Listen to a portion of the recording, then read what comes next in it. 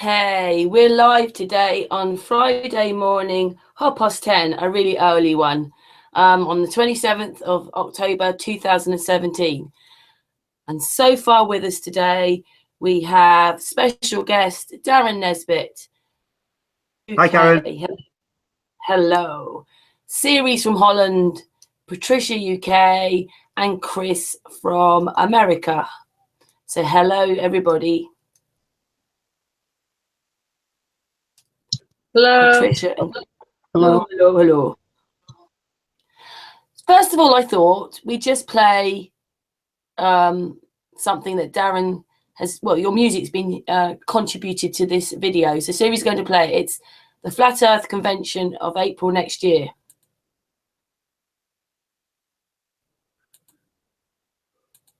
Series,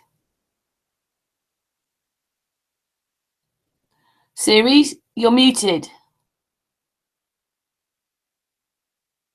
Oh my goodness. Series, you're muted. Has he dropped off or something? There you go. Oh, there you go. No volume, Series. You're muted. That's it. That's it. Why don't I hear it?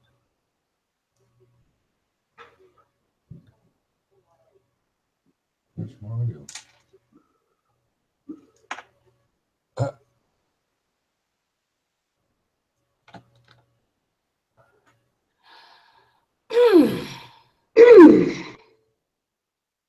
What are we going to do, Series? What are we going to do, Series? Everything is on.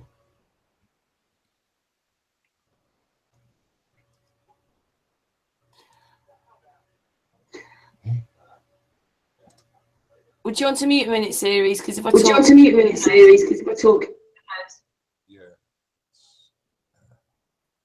I don't know. I have no audio here. Well, it's really strange because you'll speak.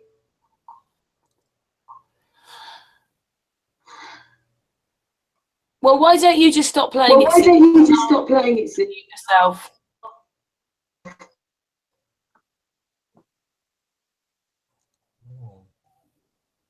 Please, can you mute yourself, Series? Because I can't. Yeah, I've stopped speaking.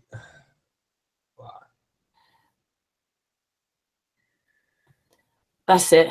Oh, when he turns that off. Ah, sorry about that, Darren. That's really good, isn't it? Shall I see if I can find it, or should we just carry on then without it? Well, there's been quite a lot going on in the Flat Earth community over the last week or two, and this is a Flat Earth hangout, so I'm assuming that we want to talk about it and people want to hear people speak about it. Let's get going then. Go on then, Darren, as you were talking.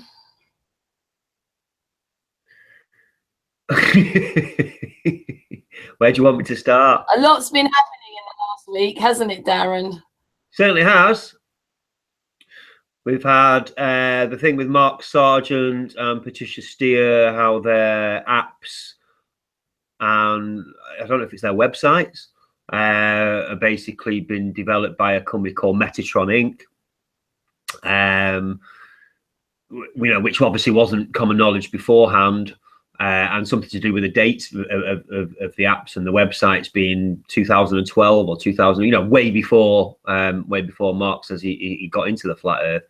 I think the question for me, or the thing, Darren, we hadn't really. I didn't think we were coming here to bash people, and I'm just going to.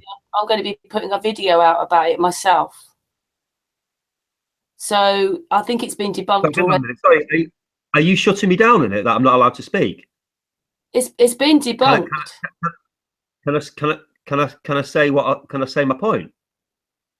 Go on then. I'm just saying that the like I say, I'm just saying the facts, to be honest. You're shouting me down, and I'm just saying the facts that obviously a company has developed the apps for these people, and there's nothing wrong with that. There's nothing nefarious in that itself, apart from obviously the dates. If there were Mark says that there was kind of cyber squatting his name or domain name for a couple of years, I suppose, in the hope that, I don't know, somebody called Mark Sargent was going to come along and want a website. I mean, I don't know, if somebody did that to Darren Nesbit, I'd be like, you know, A, who are you, what are you doing?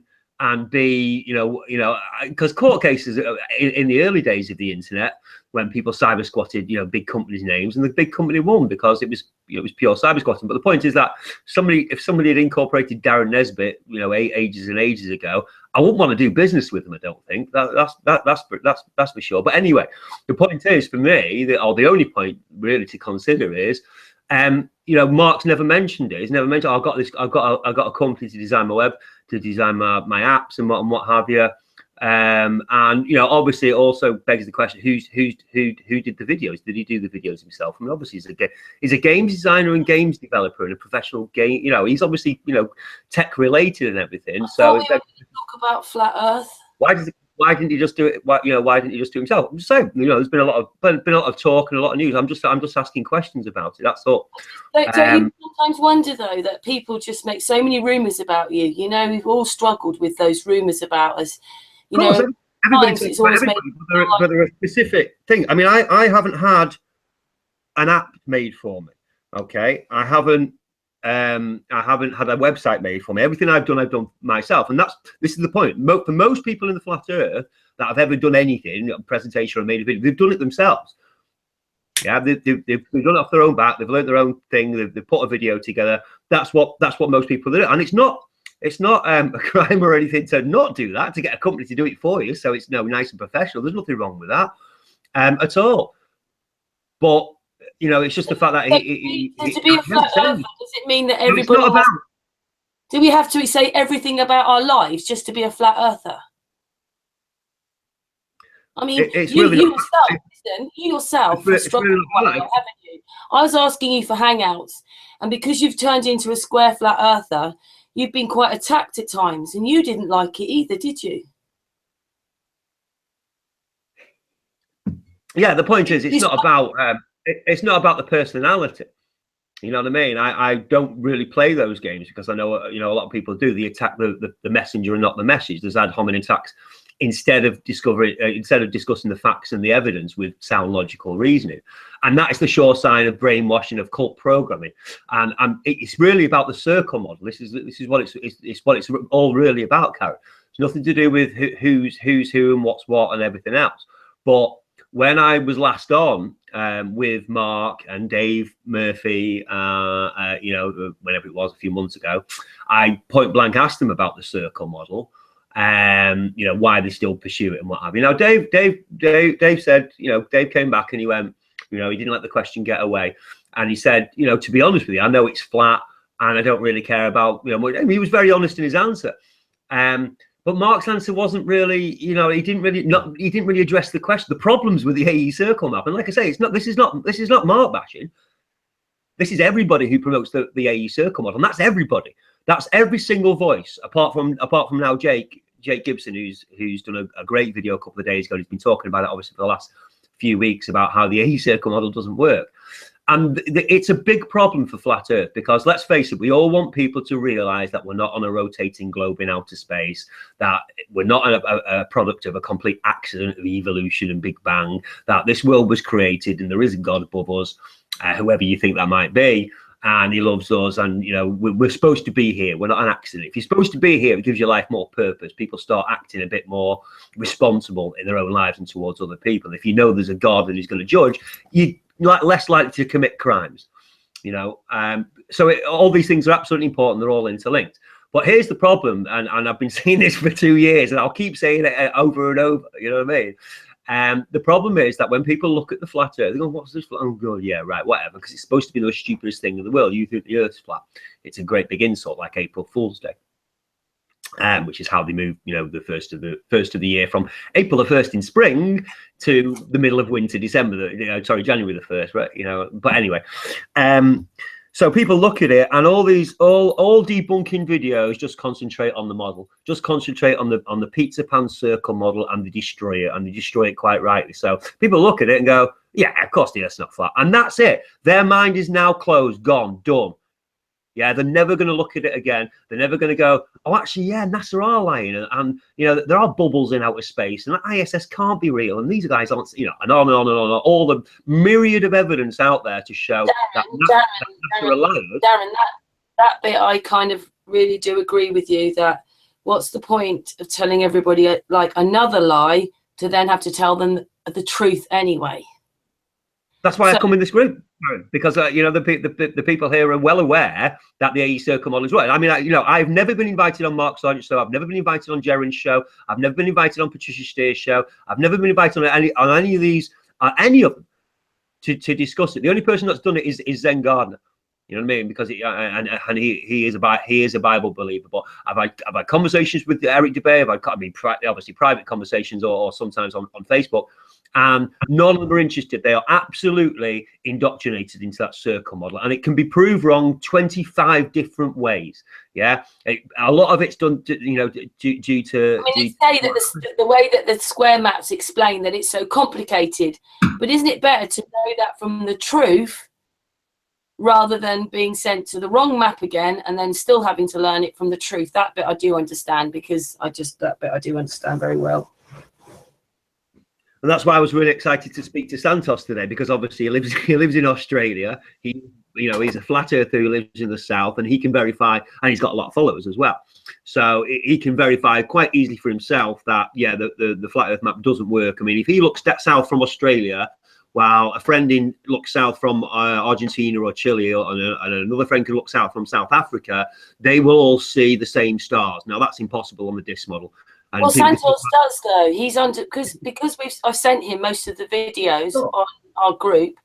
He's understood the workings of, well, there's someone else, FPV, there's Series, there's Matt, and then there was Chris's work. And he's understood it all. He's understood it all, and yeah, he's understood it all. He's been obviously keeping up with our group. And the whole thing is, you know, it stops people, it stops the movement growing. You know, people say, well, Eric DeBay's, you know, he's woken so many people up to the flat earth. Well, people can look at any video, virtually any video online that talks about, you know, how space is fake and what have you, and figure that bit out for themselves.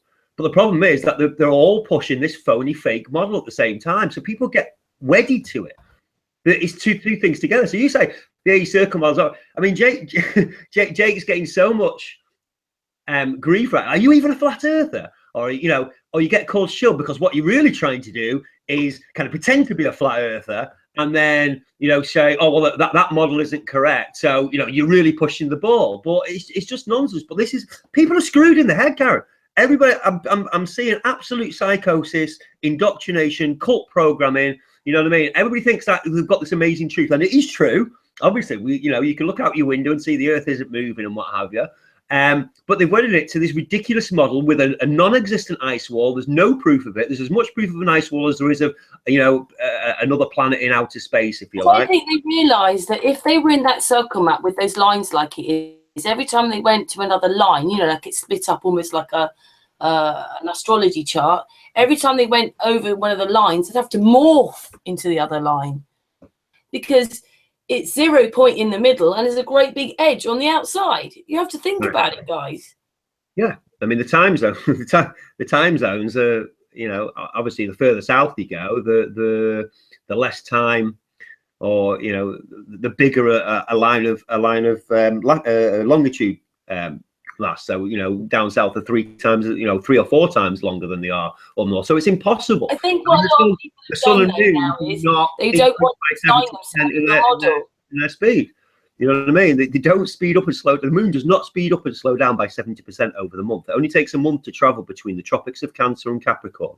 You know, and Dave Marsh has proved this, and he's doing another video shortly. He's proved it with proper observation, scientific experiment. You don't actually need it, but he's absolutely ramming it home. But people either don't get it, or what they basically do is ignore all the evidence that disagrees with them, right? Because they've got this one thing that the Earth is flat and stationary. Absolutely, it is. Everybody that opens their mind and studies it sees that, yeah.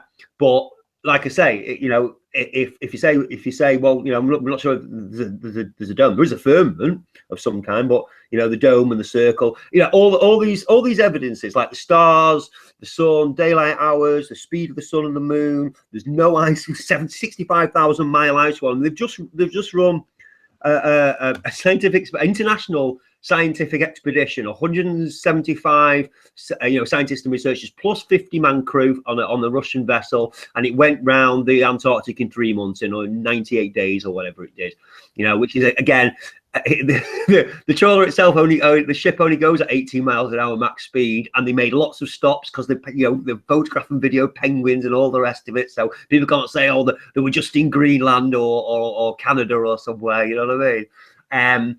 And they've done it through, and again, it's impossible to get around 65,000 miles in an 18-mile-an-hour boat, unless it's going.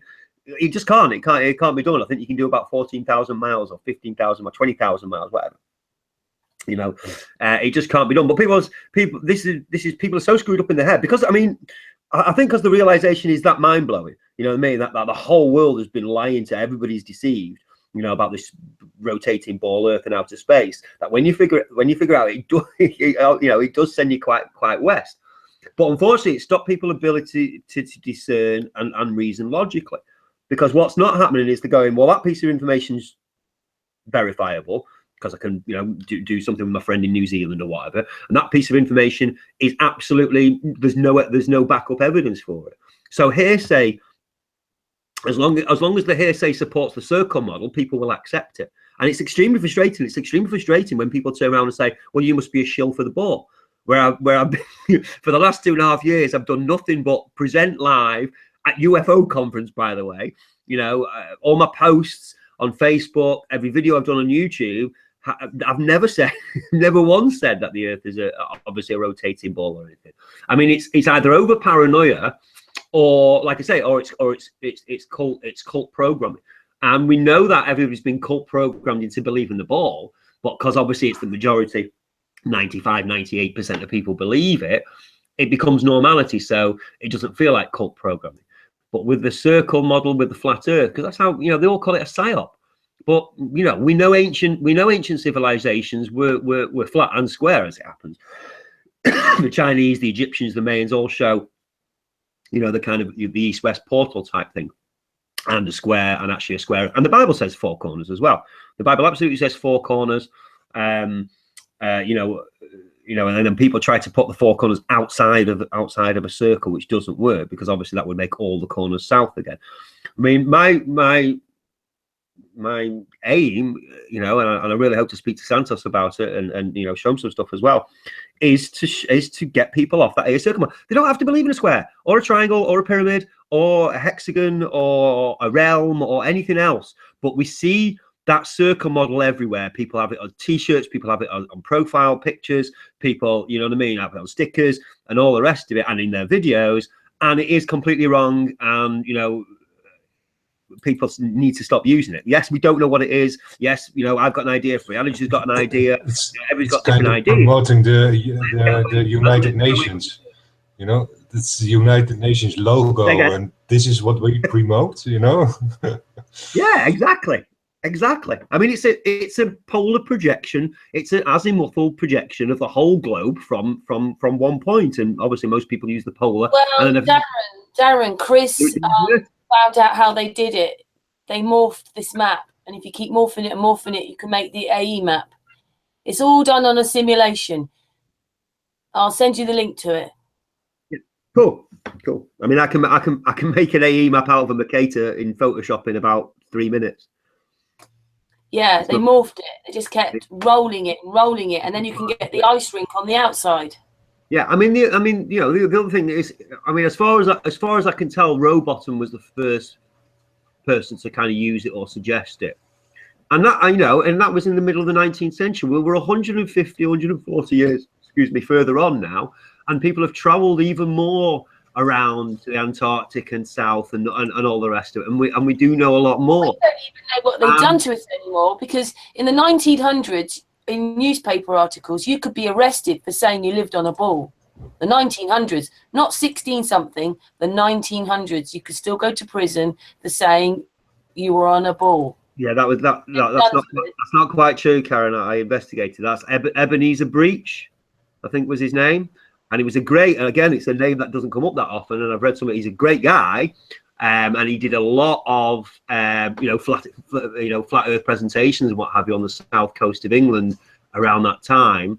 and that was a letter to the paper. It wasn't a case of, you know, he was obviously railing against the ridiculous, you know, astronomy of the day, and we've seen this in quite a few, you know, thinkers and books of that area, and they're brilliant. They're all absolutely worth reading. But yeah, it wasn't a case that it was a law. Otherwise, you know, you'd find a lot more evidence of it. It wasn't. Well, he'd like to make it a law, but it should be an educational law, if you like. You know, we should. And when it comes to science, it has to be observable and repeatable. Now, people say, well, you can't observe this, that, and the other. Yeah, okay, but we can take reliable witness testimony. So if people in Australia and New Zealand tell me that the stars, and take videos of the stars rotating clockwise around the southern celestial pole and different stars, then I'm going to accept it. Yeah, if there's enough evidence. I mean, yeah, they might all be lying. It might be all the conspiracy. But the point is that those people are going. Well, they're in opposition to mainstream flat Earth. Research showed that we had electric cars. We were using free energy. And then the First World War happened and the Second World War happened. And when we came out of the Second World War, there was gas, petrol, the television came, NASA came, the ball came. 60s. They even did, like, you know, when they did the times of the clocks and daylight savings, all that came in the 60s. Something just drastic happened in the 60s. And that's where we really turned into a ball. Mass media and mass communication. Well, I mean, you know, 1968, 1969, when they supposedly sent rockets halfway to the moon and to the moon, and then, you know, they could first, for the first time, show us a picture of a round Earth, even though, you know, Universal Pictures have been using the globe since 1927 as a symbol. You know, that's how long programming takes. You know, everybody knows that the basic thing with propaganda is repeat it, and a lie becomes the truth. Well, I mean, that's true within the flat Earth community as well. You know, it really is. Ice wall. There's an ice wall. I mean, I hear it over and over again, and it isn't. Don't you find it really interesting that obviously the flat Earth broker started breaking in 2014, and what was the major big program on telly? Game of Thrones with the ice wall. You know what I mean? I find that amusing. I really do, and people can't see it. And it was a very popular program, and it just puts the idea in your head exactly the same as Star Wars and Star Trek and Arthur C. Clarke and Jules Verne and all the rest. Space, haven't they? They've got to keep us somewhere that's not real. Right? Yeah, exactly. And I just like organize the narrative. A lot more. Sorry? It's also a narrative for the theme what they are pushing. Yeah, absolutely. You know, and that's what holds the. I mean, can an ice wall even hold the water in? Wouldn't it have eroded after a few hundred years? Yeah. I mean, you know, I don't know, but, you know, if you're like, oh, well, no, water can't break down. Well, why is the rest water then? You know, it doesn't make sense. But the thing is, it's non-observed. Oh, and then people say, you know, and this is really handy, but it's a great way to build a conspiracy theory. Oh, you can't go there to find out because of the Antarctic Treaty. Now, I'll admit, when I first came across flat Earth, as you do, I didn't investigate. I didn't read through the Antarctic Treaty. I didn't check out southern flights. There were several things that I just took, you know, and you do. You know, you take it for granted without researching it for yourself, and that's the kicker. If you actually take the time, and it's not hard, but what people would rather do is hear somebody say it on YouTube and go, "Oh right, oh yeah, okay, yeah, you can't go to the Antarctic." You can go to the Antarctic. People go to the Antarctic all the time. Yes, you've got to organize and you know, obviously let the authorities know and all the rest of it, you know, but they're not going. I keep saying, I've said it to Jerry, listen, if you organize a trip to, you know, and do it with the university or whatever, or I'm sure they won't want to be involved, but if you organize a trip to the Antarctic, to go as far south as you can, you know, if you get funding for a helicopter or whatever you need, an icebreaker, etc., nobody's going to stop you. They're not going to stop you. The idea of there being an ice wall army, a military guard for 65,000 miles of ice wall, just in case somebody leaves Chile and goes to investigate. You know what I mean? It's absolutely absurd because there's no evidence for it. Now, you know, the evidence for, like I say, for NASA lying is everywhere. You can see it for yourself. You go and investigate. You can see, like I say, bubbles and the ISS. Videos so far. There you go. I mean, everybody. There's loads and loads of stuff on it. And again, you don't have to. You know, you go and check with NASA's own thing. You know, with NASA's own output that, you know, it's not been tampered with in any way. There's this NASA's own output. I mean, my favourite things are the Apollo 16 and Apollo 17 lander takeoffs from the moon, which I've presented a couple of times. And you see the this 1970s special effects with multicoloured kind of explosion, and the lander's just being basically picked up by a crane. It's so obvious now that it's pure CGI. Well, it's not. It wasn't computer generated. It was actually. The more you watch it, the more pathetic it looks. It really is. It really is, and it's the same. To be honest with you, it's the same with the circle model. The more you look at it, the more holes there are in it. And here's the kicker. What a lot of them, and again, it's such a sign of brainwashing. It's such a sign of cult indoctrination. People say, "Well, yeah, there are flaws in it, but it's the best model we've got." No, it's really not. And again, Jake made a great point. You imagine you get invited to a wedding, and obviously, you want to wear some smart clothes, but you turn up in shorts and sandals and a string vest. You know what I mean? Is that sorry? It's the best I could do.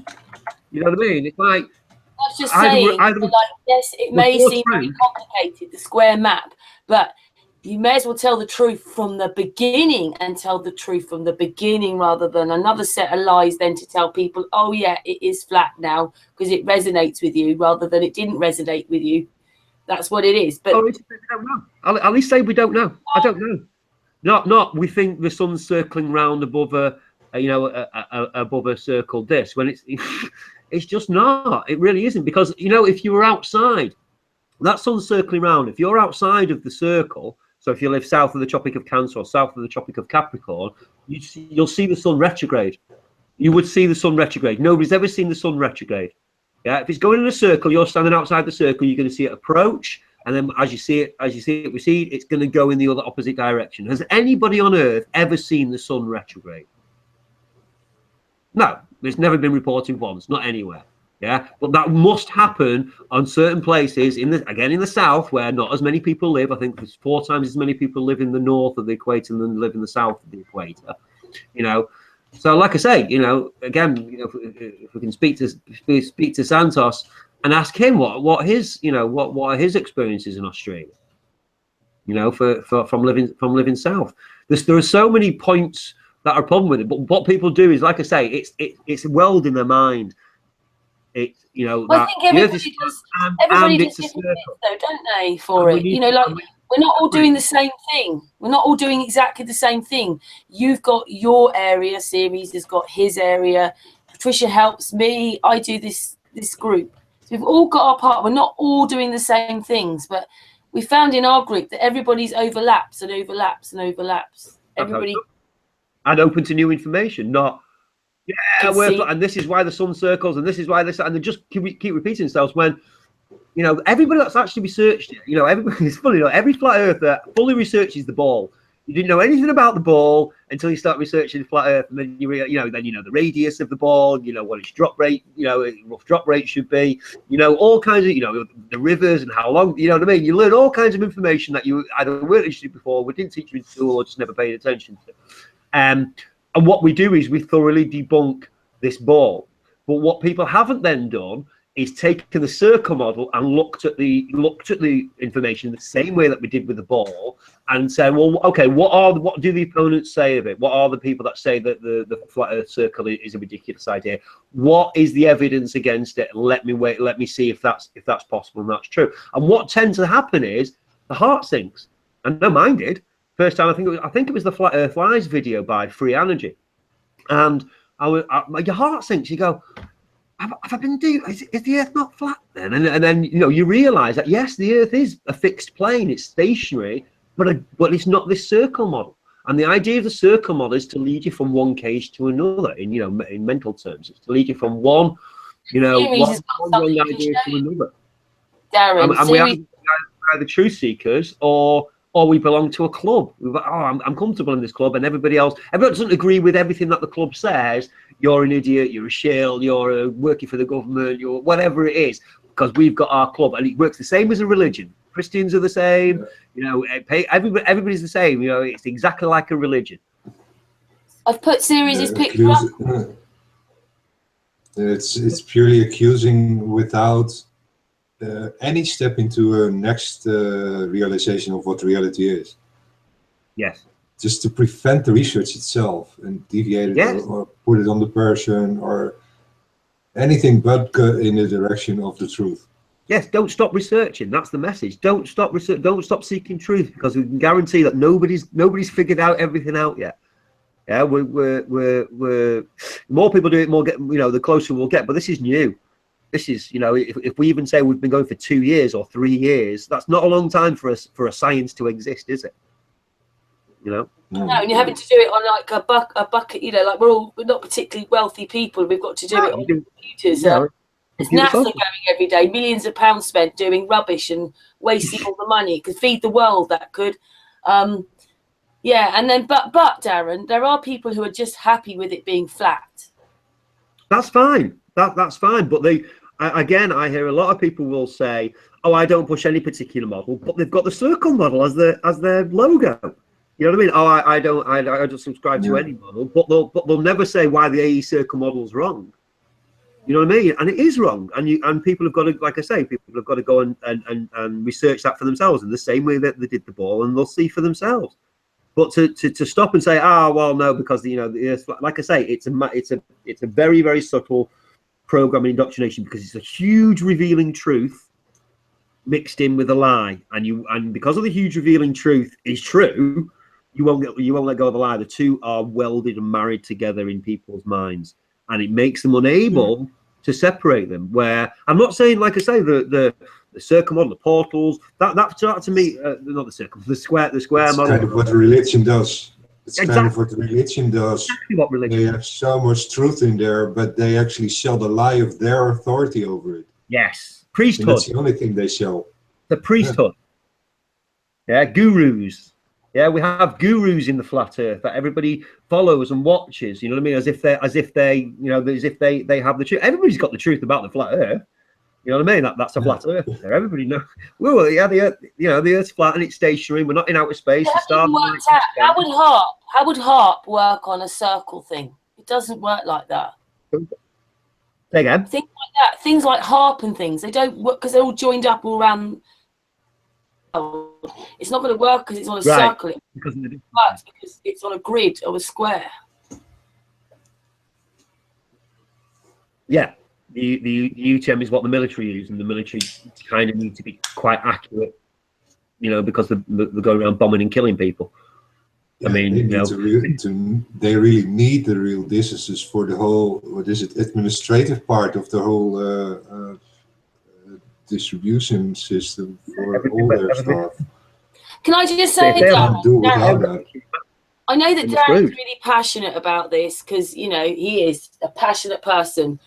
But on our group, we've decided that everybody's welcome. Everybody's welcome. And hopefully, we're researching and promoting our own stuff. But everybody's welcome. And we give people a turn to talk and stuff like that. But, we can't help it. We've been a square map group from the beginning. Yeah, I mean, it doesn't mean that you don't have circle theorists on, but it's your group, it's not mine. But I did, like I said, when I was last on, and we'll do with Santos as well. I'll ask the questions why they believe the circle when X, Y, Z, 1, 2, 3, etc. Santos doesn't believe the circle map. Fantastic, super. As I said, he knows my work. He's in touch with our group. He's been around for months. He's been watching our stuff, and he's got it. He understands Matt Jerome's work. He understands all this stuff. Cool, excellent. He understands. Excellent. I think he.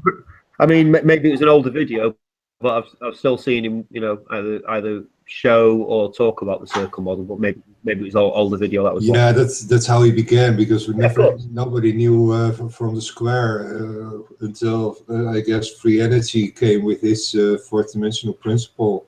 Yeah, and explained that. And out of there, I really got onto the square itself and figured this part out. Yeah, I mean, and when you say out of Google itself. Yeah. Well, Karen, when you say it's complicated, it can be as simple or as complicated as people want to go, because let's face it, we're talking about the Earth system. It's going to be complicated no matter what. You know what I mean? I didn't mean I felt that. I'm saying that's what people say about the circle map. Some people say, well, the square map's so complicated, it's much easier with the circle map. Giving them another lie. It's another lie. You may as well say it's a ball then, mightn't you? Spot on. Absolutely spot on. Yeah. I couldn't agree more. But we don't bash anybody else because we're trying to bring people together. That was the point, you know. And, you know, that only works if people work together. But if people insist on talking or promoting a clearly wrong model, a psyop version, a you know, something that was inserted, I think, into the movement to make, like I said, you know, right at the top, to stop people realizing the flat Earth, because they'll look at the model and go, "That's ridiculous. I'm not even looking at the problems with the ball because your alternative model is rubbish."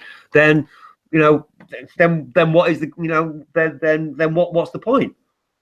You know, either it's truth seeking or it's let's all belong to one happy family. But that's kind of the new world order. That's the communist thinking. That's everybody can have a truth. And, you know, that's postmodernism, which is nothing to do with truth. Something is either true or it's false. It doesn't have a binary. And as soon as you have found a truth, it doesn't mean that you never have to search for the rest of it. You know, it doesn't stop ever. People get, you know. God, people don't realise we're learning every day as it is. You know, you come across Stan with his 360 camera and, oh, we're looking and learning something else here. Right. Wow, there's all this as well. Yeah. I mean, some really deep moments on Hangouts because of all this information that's coming out, you know, through the group, through people coming. It's brilliant. People get a chance to share, just like, you know, like I said, there's not many other specific flat Earth groups that you know, or flat Earth shows, if you like, that invite me on. In fact, none of them do. None of the big shows have ever invited me on, you know, to talk about an alternative model, to talk about why there might be problems with the circle model, and I don't know why. You know what I mean? It's I do know why. I know exactly why. But the whole point of that's the whole point of this group, Karen. Exactly. You know what I mean? So that we can talk about freely about, you know, about the problems, about truth, about, you know, what might work and what might not. And like I was saying about the, you know, a 4D four-cornered model is, for me, it's a logical conclusion, and it's actually very simple because people are used to the Mercator map. They see it every day of the, you know, they see it most days, as well as the globe. You do get the, you know, the rectangular Mercator map, and east-west travel is unlimited. You know what I mean? There's no barrier there at the international date line or anywhere else, obviously, along the east-west longitudes. So if the Earth is stationary and fixed, but we see the sunrise in the east every day after setting in the west at night, then it's the only logical conclusion. And it's that simple. It really is that simple. It could, you know, I mean, there is an alternative, and I you know, I question all the time. Could it be a stationary ball, even a big stationary ball? And I keep coming back to the same things again. No, because number one, there's no curvature to be shown. Number two, water doesn't curve around a ball; it finds a level surface. And obviously, you know, gravity would again need to be invented to kind of hold hold all the water down to it, especially underneath it. And again, everybody lives on top of the Earth. Doesn't matter whether you're in Australia, South Africa, South America, China, you know, Northern Europe, wherever you live on the Earth, the landscape is underneath you. So it's absolutely guaranteed a huge stationary fixed plane.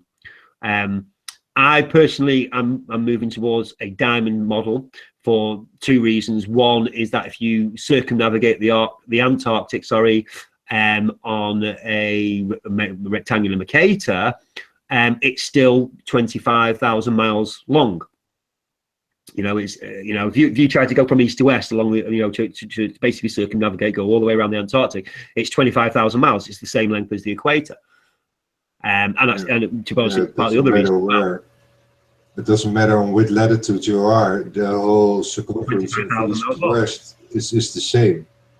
Yeah, that's why I came on this. What I'm saying is that Antarctica is only 16,000 or 18,000 miles around, so it's considerably shorter.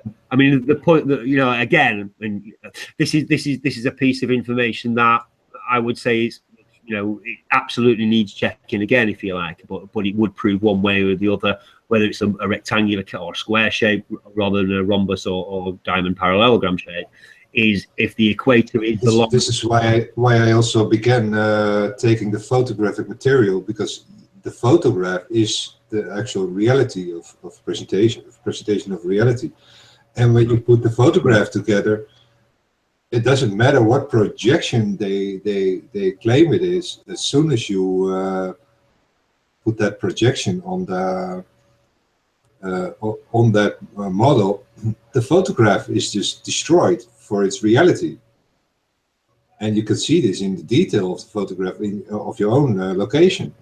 As soon as you project that photograph on that model, on how it should be showed, then you see your reality is just completely destroyed. And this is how I can't deviate from anything but the square. Right. What I'm saying is, if the equator is the longest line of latitude, if it is longer than, and it can be verified, in reality. I call the equator even the shortest line, since that 4D looping, it is the only, if you take only the horizontal longitude line, that is the shortest distance you can travel to end up at the same place. As soon as you take it in an angle, your distance will be bigger, and you end up at the place as well. Well, of course, we're assuming that it's a straight path. Yeah, but what I'm saying is that the lines of latitude should get shorter the further away you move from the equator, and that also matches a ball model better. If you travel around the ball at a certain latitude, it's not going to be 25,000 miles. It's going to be shorter. Otherwise, I discovered also one other thing. Very different. If you take Genesis 1, in the beginning, God created the heavens and the earth, in that it are two separate creations. And it seems to me that people overall take the earth, and there's the model, as the center of the heavens. And that's where probably many people get confused, because the heavens are not around the earth, but actually around ourselves. That's what we discovered through Stan Smith's work, and Owen's failure even confirmed that sphere is, the celestial sphere is even smaller. It's like, 610 kilometers in diameter. And more and more points to that the sky that the earth is not the center of the sky, but we are the center. All the individual people, everything what is an observer. I mean, that sounds like, the limit of our personal view, possibly. It's not, obviously, that's not the extent of the whole sky. Otherwise, Polaris and Sigma Octantis and all that wouldn't work. It is still in the square in existence, and probably layers on top of us, but we see it as a sphere around us. Yes, of course. Yeah, absolutely. The other half is just below the earth, in that sense. It's a semi-sphere, for sure. And this is also how the astrology is working, as in how they can position the wheel of how the energies are working on a particular location on the earth. They always need the longitudinal position, tune the wheel in the right direction.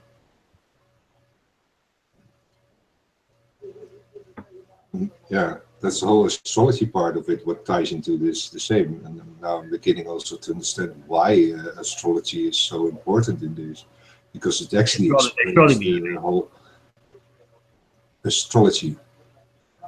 Astrology is the interpretation of the stars. Astronomy. Yeah, but the wheel they use, the tuning of the wheel they use is one based on what your location is on the longitude, but it is also tying into the whole electromagnetic stuff, in how emotions and all the energetic things are working on us, because we are in an electromagnetic universe in that sense.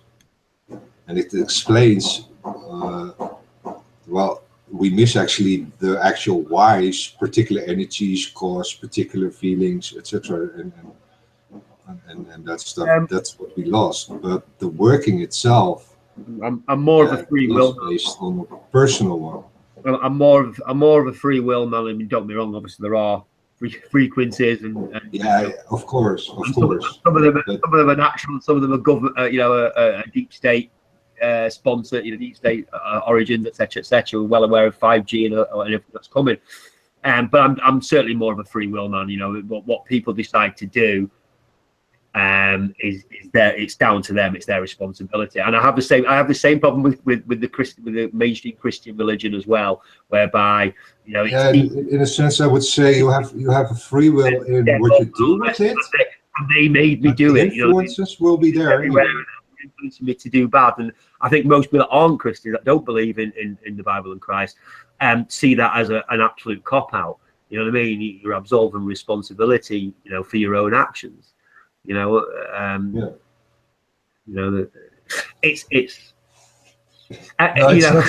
not an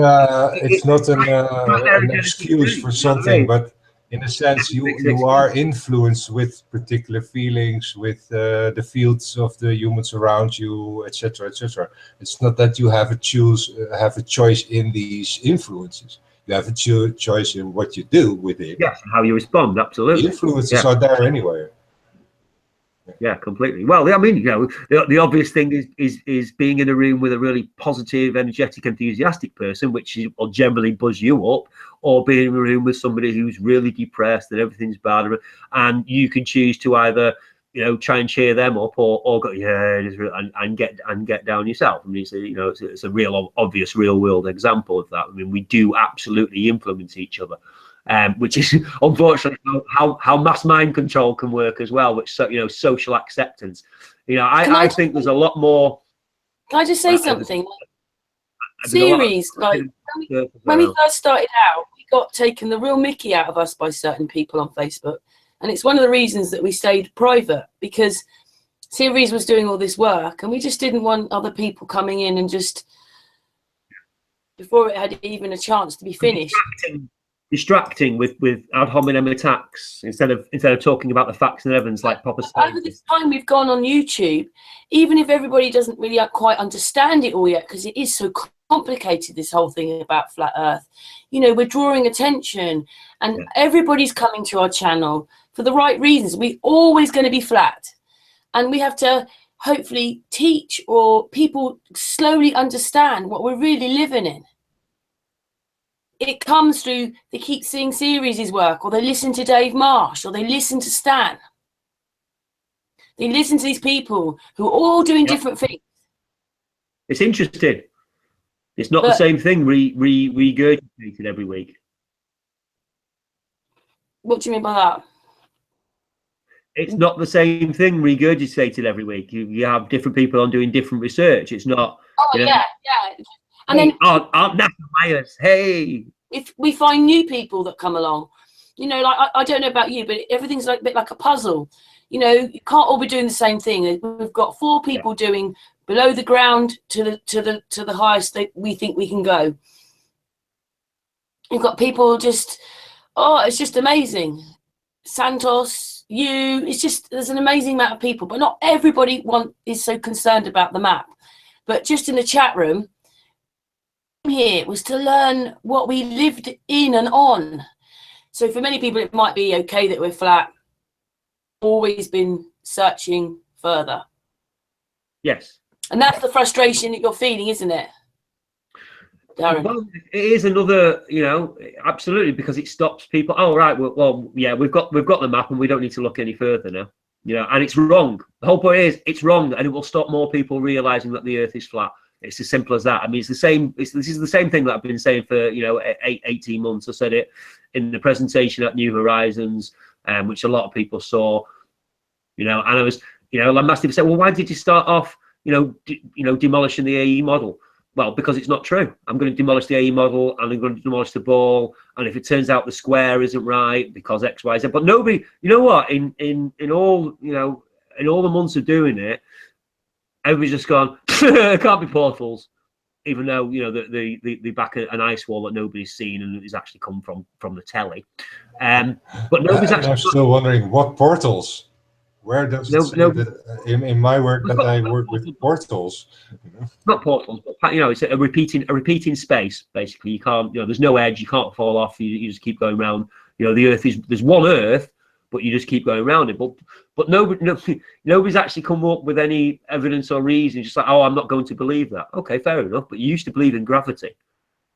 You used to believe that you could be upside down on a ball, and the ball was rotating at 1,000 miles an hour, and you're flying through space, flying around the sun at 67,000 miles an hour, and the sun's flying through space at 480,000 miles an hour, and so on and so forth. You couldn't feel a thing, but you used to believe that. But now you don't believe that east-west travel, which is unlimited, and the Earth is fixed in space, and there's no ice wall. We're not in a circle. It goes in the next level. It is goes in a straight line. The next level.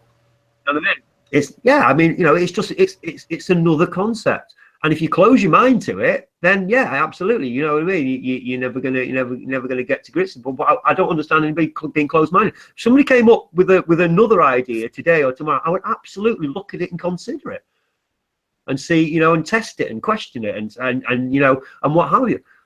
It's just the difference between being an open-minded truth seeker, which is what led us to the flat Earth realization in the first place, and being, like I say, cult programmed into the Flat Earth Circle Club, and that's it. I've stopped looking now. I don't need to question it. Anybody that says that the Earth isn't a flat circle is an idiot or a shill or what have you, and that's me. I'm done. And they don't realise it's just as much a shock for us, because that's exactly the same attitude that a ball earther has, isn't it? You know what I mean? It's exactly the same attitude being displayed by flat Earth by a lot of flat earthers as displayed by ball earthers. In that, like I say, the minds are closed. Earth can't be flat. We know it's a sphere because of XYZ ridiculous reason that we've all debunked for ourselves. But it's the same. It's exactly the same MO. We're getting exactly the same from a lot of flat Earth circlists. And like I say, I want to absolutely thank Jake Gibson, the so-called flat Earth asshole, for really coming out strongly against it, knowing that he's going to take a lot of flack, knowing that he's going to be shunned by all the other major. Doesn't that all happen when you start to understand what we're living in better? It only happens that way. The more people that do it, the more people will question it, and then the more hands-on people researching and checking things out. And it's the body of knowledge between us all, isn't it? It's the body of knowledge which will build up, which will lead us closer to the truth. Not saying that we're ever going to find the complete truth, but the more people that say, "Hang on a minute." Yeah, that flat Earth circle, he's right, that flat Earth circle doesn't work because of X, Y, Z. I mean, there's a zillion reasons, and just like there's a zillion reasons you can say with a ball, why we know we're not living on the ball. It's the same. And the more people, like I say, that realize it and hold their hands up and go, you know what, I didn't check that out, and you can go to the Antarctic, and there isn't really a picture of an ice shelf is not for 65,000 mile ice wall, and seeing the sun circles because of those Arctic midnight sun videos. Well, I've shown in the pyramid video, and I took a separate bit out. Does the sun circle or does it go straight? Well, I've shown on the blender models how it can't be circling round because the elevation in the sun is just not there. I mean, you don't even get it when you move it down to London. There's no point in showing it now, but I can do it in the future, and I'll certainly do it in live presentations. But yeah, like I say, I mean, the more people that say, yeah, the circle isn't right, then the more people there are going, well, what is it then? What should I find? What can I look into? And stay open-minded, because again, the square model might become, really popular, but there's problems with that.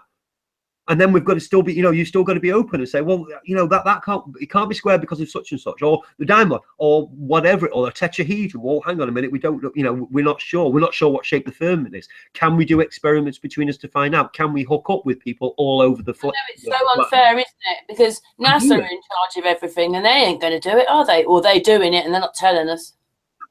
Yeah, NASA are going to turn around. This is another false idea in the flat Earth community that everybody's going to wake up to the flat Earth and it's going to be revealed. Absolute nonsense, because that would end all academia. It would end NASA. It would end media, government, all these. You know what I mean? it would, you know, do what we all actually really want to happen, is everybody realizes they've been lied to all their lives. The whole world's a setup. It's run by very evil people, and they are in control of means of information, education, as well as media and Hollywood and Yeah, TV. a series got the next 100 years of moon rises, and it was from the military. Right. He did what? Sorry, with the 100 years of moon rises? Dave Marsh got him the 100 years of moon rises, or the next 100 years of moons, and it came from the military. Right. Right. From yeah. Well, from Yeah, I'm just agreeing with you that it's coming from the military. Right. Yeah. Okay.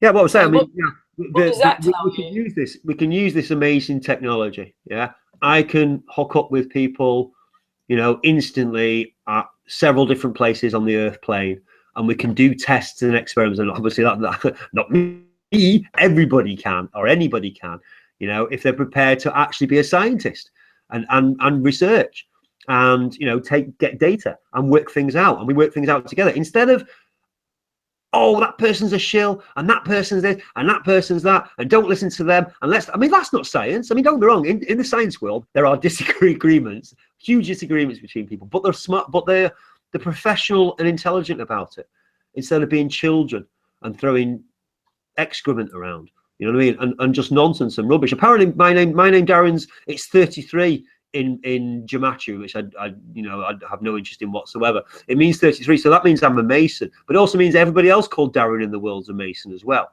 Now, this is the kind of rubbish that I'm faced with daily, when I'm just trying to say, you know, hey, maybe let's check this out. This is an idea. Here's an idea, you know, etc., etc. So instead of doing research and experiments and talking and communicating, we're basically we're faced with infants. It's infantile, and a lot of people will not discuss the flat Earth anymore because of infantile behaviour from flat earthers. And people need to take a look at themselves properly and say, have I been guilty? I mean, we've all been guilty of being arseholes once in a while. You know what I mean? No, absolutely, nobody's perfect or innocent. That would be a ridiculous thing to say. But when somebody's, you know, again, it's a sure sign of you've been indoctrinated into a religion. You know, even if it's not described as a religion. Yeah, this is science. But you're attacking everybody that doesn't agree with every single part of it. That's not the way to advance information. So what's your take on the Bible then, Darren? Complicated. Do I think it's the word of God? Yes. It's inspired by the word of God. You know why? Because it hangs together as one work. And when people say, oh, it was come from Rome, or oh, it's this, that, those, the control mechanism and everything else, they haven't read it and studied it properly, because it's absolutely not that at all. Yes, God has rules, yeah, which people don't follow. like, you know, honor your father and mother, don't kill, don't steal, don't lie, don't cheat, don't covet. You know what I mean? If everybody just followed those 6 commandments, everybody follows those 6 commandments, the world would be a pretty awesome place, to be honest. You know, you know, I could talk. You know, aren't they though? You know those really in your heart and in your soul. You know those. They are written on our heart, and our conscience tells us each time something's right or wrong, and we either choose to ignore our conscience, which, let's face it, you know, more and more people do. The longer time goes on, we're getting you know, as far away from, you know, right, you know, what's actually right and wrong, because there is a right and wrong. You know, people say, well, you know, I've got my truth, or I've got my right and wrong, or, you know, whatever. No, there's a right and wrong, and we know what that is. And Jesus summed it up in 2 commandments. One's love God, who created us all, which makes sense, and the other is love your neighbor as yourself. You know what I mean? You know, and we know those, and we know that, you know, even in your job, you know, so somebody's got you know, many jobs. Not, you know, if you're an artisan, or you work for yourself, you're growing or creating or producing for you know, for local markets and or even international markets, you know, that's different. But if you're working for you know, big corporations that do, you know, pollution, or you know, sales of useless stuff, or you know, banking and all that, there are plenty of jobs that people might be in, and they've built a nice life for themselves, and they've got a nice house and everything else that, you know, they probably don't want to give up. But at the end of the day, if what they're doing every day is defrauding others and making others' lives worse, then, you know, they're absolutely not following it. And the other reason, and I don't want to, you know, we could talk about Bible and religion and all the rest of it for quite a while, but the other thing about the Bible, why it all hangs together as one work, is that everybody, all the different authors, all say the Earth's a fixed plane on pillars, that the stars and the sun and the moon are different. You know, that the stars aren't suns, It all hangs together. There's not one author goes, that it's a globe, and it's funny because it was written, sometime between 1500 2000 BC and 100 AD. Now, in that time, if you look back, that's between Eratosthenes is in there, and the Greeks, Ptolemy's in there, and the Egyptians. So all the different ideas on whether the Earth's a ball or whether it's a plane, whether we're geocentric, heliocentric, and all that. But the Bible itself always sticks to the same cosmology. It didn't change later on with the New Testament writers. They absolutely agreed with the Old Testament writers. And don't forget that each of these writers, or many of these writers, didn't know they were going to be in the Bible. Yeah, they didn't know they were going to be in Scripture. When Paul wrote his letters to the Corinthians and the Ephesians and the Colossians and all those, he didn't know he was going to be part of Scripture. Moses might. I mean, Moses obviously knew he was going to write. He'd been told to write the Torah. He'd been told to write a book. Did you think the Bible as a code book then? Say again. A code book. Sorry. Did you say a code book? Yeah, it's all a code. It's all like it's a bit more deeper than maybe the story that's been said. It's code. You betcha. Oh well, I wouldn't say code so much as there are deeper spiritual aspects or deeper mental or soul aspects of it. In other words, God is teaching us about ourselves in there. So a lot of the stories are allegories. Although they might, that's a lot of the stories are parables, should I say? Many obviously historically true. The Exodus, with the Red Sea crossing, the drowning of the Egyptians has been archaeologically, verified. They found chariot wheels, gold chariot wheels, and horses' hooves under the Red Sea at the point where they, you know what I mean. A lot of the stuff's been archaeologically backed up. But on top of the actual, historical nature of it, it's also, let's face it, it's teaching us about ourselves and our world. About how evil we can be, or how likely we are to not listen to that conscience part of us that we know we should. You have it as a child, and you can see it in children as well. If you put a child in a room and say, and fill it with sweets and chocolates and all the rest of it, you can have anything you want, just don't have that one there. That's the only one you can't have. Guess what the child's going to do? You know what I mean? And we know that in our own personal, we know that in our own personal lives. So it's something that can be backed up. But like I say, in terms of the flat Earth, the Bible, people could say, people can say whatever they like and have any opinion, but it's got some utterly amazing deep wisdom, and it is a guidebook for life. It really is, and it's told through stories and parables as well as just straight out commandments and Solomon's proverbs and things like that, and obviously Jesus' teachings. I mean, it doesn't matter what somebody believes. Everybody agrees that what Jesus said was truth and wise. So why doesn't everybody follow it and read it a lot then? You know what I mean? I bet Plato gets read a lot more than Jesus in the West, because we're all brought up with Greek education. We don't realize it, but everything's Greek education, and the Renaissance, which is basically the rebirth of the Greek thinking, is lauded as those are all that's the smartest thing you can do. Ask you something, Darren. You don't. The whole other book. You don't see that the Jesus or the Son of God is the sun in the sky. Absolutely not. No, the sun in the sky is a big yellow electric ball giving us heat and light, governing the day. Absolutely not. No, I think it's I mean, it's virtually an English language. It's a play on the English language. But the sun. You don't believe it's a consciousness. In French, the sun is le soleil, and the sun is le fils. So it doesn't match there.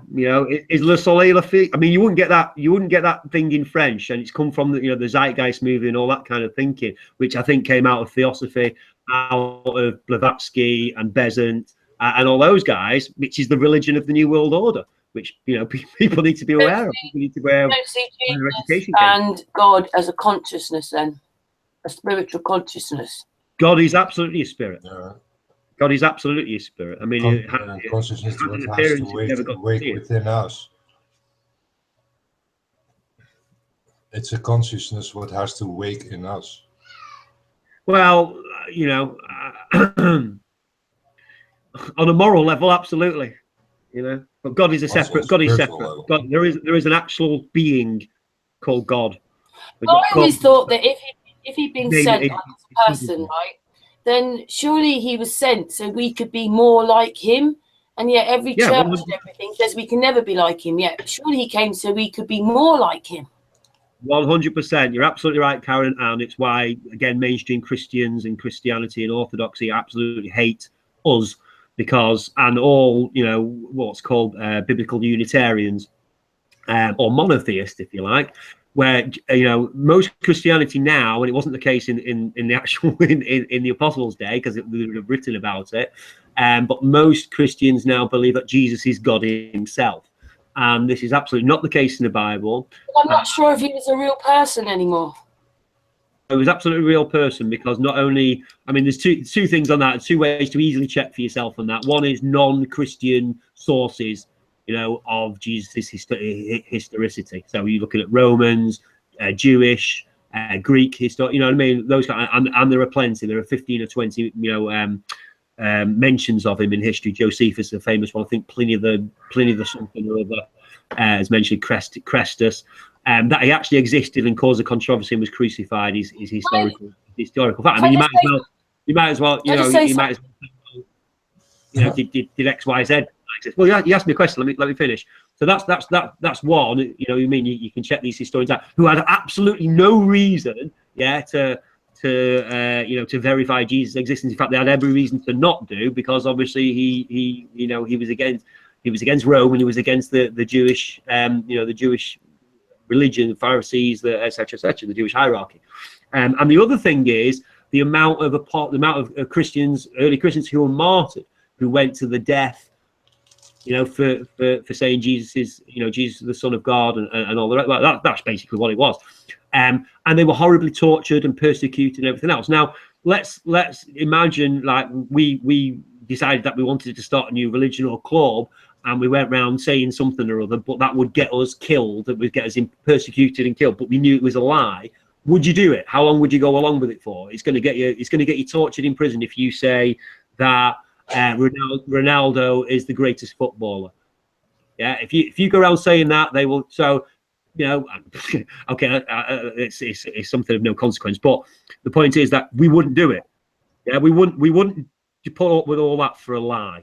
We really wouldn't. It's like, I suppose it's the same as going against the A circle model. I wouldn't, if I thought the A circle model was true, I wouldn't want to put up with all the whole how do you call that? The whole personification of Jesus feels more like that we have to wait for him to come back, instead of that we are the ones who initiate his comeback through us, by possibly following the commandments, by etc. You know, by becoming that higher spirit he is speaking about. Yeah, I think so. I think that's actually closer to the message of the Bible and the New Testament. A reference to him as what he said, but never anything what he wrote himself. So in that sense, there's also always spoken that he says this, he says this, he says so, but never that he actually wrote a book of what he is meaning. Well, that's the idea of the four Gospels, isn't it? Because you've got four different witnesses there, slightly different takes, and the point is that was anything he said, you know, wrong? You know, if anything he said is questionable, the content of his words is never wrong.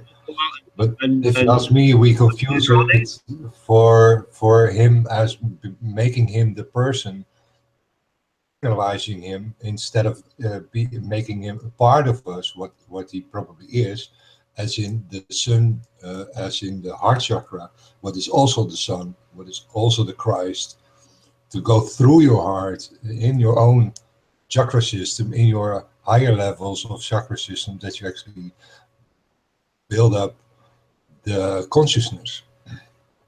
I think it's more straightforward and down to earth way to look at it. Moral imperative to do right for others. And you know what? I mean, I agree with the general concept, but you know, Jesus himself. Here's the big one, and every Christian will know this one, and you'll agree with it as well. Jesus himself said, "Why do you call me Lord, Lord, and do not the things that I say?" Yeah. Can I just say one thing? Jesus didn't say it because there wasn't a J all that time ago. It's something that's turned up. A J's turned into the Bible in the last so many hundred years. So how does that work then when he had a totally different name? I speak English. I don't use or other people can use his Hebrew name. We can call him Jesus Christus if you want me to speak in Greek, but I speak in English. That's why. His name in English is Jesus, and we all know who we're referring to. I don't have to say Yeshua HaMashiach every time, which is quite a mouthful. Might get you full of spray as well. I think people get sidetracked with less important issues than what are you doing on a daily basis. It's about life. It's about living. The Greek thinking, the Greek way of doing things, which is everywhere. It's postmodernism. Is we can imagine things and philosophize and think about things, whereas life is for living. God created us. God created the earth and us to live it, to experience it, to smell flowers and to grow food and to trade with our neighbors and help out. All the rest of it. It's a simple down to earth everyday living approach. And Jesus the same. He was going around healing the sick and feeding the hungry, and helping people catch fish and all the rest of it.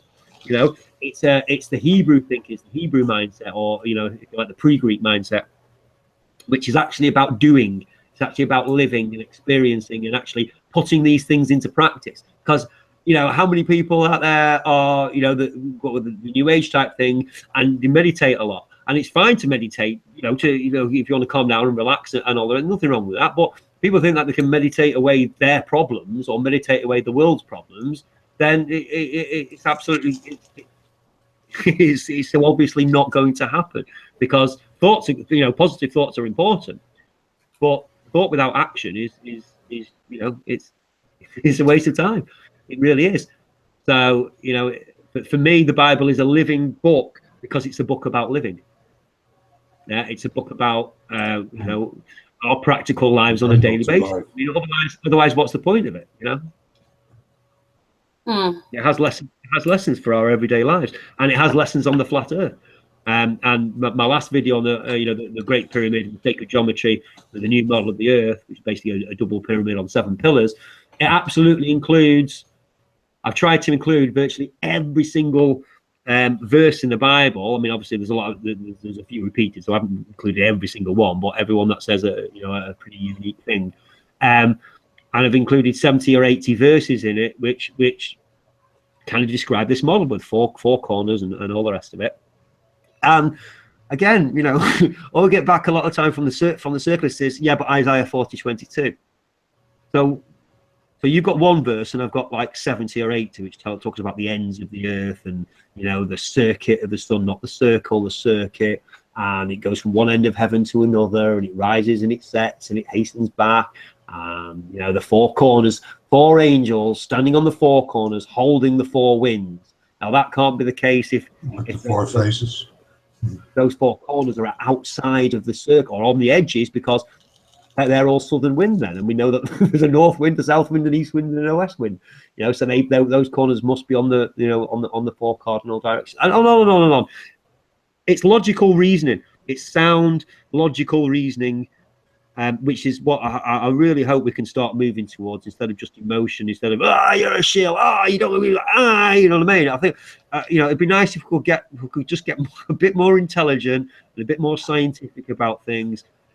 I love that Dave Marsh, I think it was a year ago, he set out to prove the A circle model was correct. Because we were having big debates about it. You know what I mean? We didn't agree. He was like, no, he was still into the A circle, and that's fine. And he went, right, I'm going to prove it. And he tested the speed of the moon during the month, because obviously, if Capricorn is 1.7 times longer than Cancer, then the moon must have to speed up by around 70%. During that, during the time that it's over Capricorn and Cancer, and he found that the variation in speed wasn't very much at all, and it's slightly fastest over the equator, but it also depends on which direction it's going, whether it's going towards the equator and towards Capricorn, away from Capricorn, etc., etc. So the point is that he did science, he did actual observation. Instead of just arguing and saying, well, I'm not going to believe you, and seal it and close your mind, he went to, and then he doesn't promote any particular model. He's not a promoter of any particular model, just like Jake. He's not saying, people call him this, that, and the other, or you're into the Pac-Man model and everything else. Well, no, they just said they proved themselves with proper research and observation that the AE model doesn't work. And it's as simple as that. It really is as simple as that. You're either going to do, you really are after the truth, and you're not going to accept anything that can't be verified, or you'll accept what such and such a guru says, or all the gurus say it. So I'm just going to go along with it. Well, that I mean, if you want to go, but don't consider yourself any kind of skeptical scientific truth seeker. You know what I mean? Because it's not the case. Like I say, in terms of the 4D model, 4-dimensional space. I mean, like I say, I think people probably don't understand it enough, and I tried to show it. I tried to show it on the hyperdimension is something else to think because you're working with loops, and the only way I can actually explain it is you take the first dimension of the 3. And the dimension is that particular line from the edge of the cube to the edge of the cube. Yep. And then at the face of the cube, you actually split the line up. It's the line itself into a circle, what goes around you and meets the other side exactly in the middle. What forms yourself as the center of a toroidal field, and then that dimension. As a complete field around you from the core where you start and ending in the core where you start. And that's only one direction. And then you have also the second dimension and the third dimension. And every next step in there contains the previous. Yeah, and that's pretty hard to visualize, I guess. Yeah, exactly. I mean, it's the kind of thing that you have to do visually, which is why I learned the Blender program. Not that I learned it, but I learned enough to be able to show it and model it. And there'll be obviously a lot more of it. It's not actually very easy to do, but I mean, I think everybody's familiar with the Pac-Man, with the video game where you go off the left. In that sense, in 3D, I can only make a parallel copy of the square in the middle to make it looping in that sense. Right. But I mean, here's the simple fact that there is no east-west barrier. Nobody falls off the edge. There is no physical barrier, ice wall or whatever that anybody comes to. There's no you're walking an infinite circle. And nobody falls off. It's still true, actually, with this ice wall, that there is a 360 degree ice wall. If you take the fourth dimension as a circle, in 3D you won't find that because you can't draw the circle. No, you can only, That's what I mean with the dilemma with 4D. An airplane will just keep going. It won't fall off the edge or anything. It'll just keep going. And the only way to prove it is a fourth dimensional principle is that you have this looping and ending up at the same place. That you can say that the circle is the infinite part, but when you cut the circle, you have the finite line. So it is a finite infinity. Not easy to explain, is it? Exactly. It does that. But this is the thing. This is the thing, and it relates back to what we were saying earlier. The more people realize that the popular flat Earth circle model isn't true. It's not what we live on. There's no ice wall. The sun doesn't circle. Daylight hours don't work. The speed of the moon does not change. It only changes by about 6%, not 70%, etc., etc. I mean, there are many evidences out there. You have to go and look at, the opposition, called opposition research. But the point is that the more people that do that, more people go, oh God, I've been lied to again. It really isn't a circle. Those guys are, they're not just trying to go back to the ball. They're saying that the ball's not right, but now there's the circle. But the more people that do that, the more people are going to be working on ideas and being able to, like I say, do experiments with across the plane using the communications technologies that we have. I mean, I'm pretty convinced. I don't know if you saw the thing about China. They're introducing a social credit system for all of its for 1.3 billion people in 2020.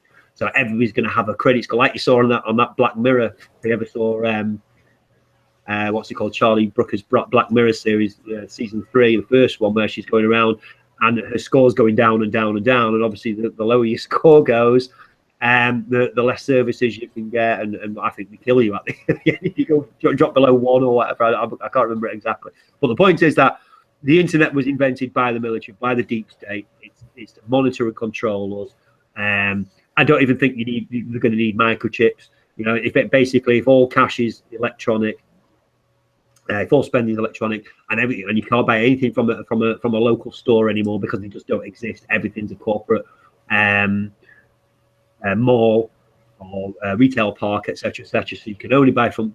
You know, it's a complete control mechanism. It's a way for one man to be able to control everybody on Earth at some point in the future.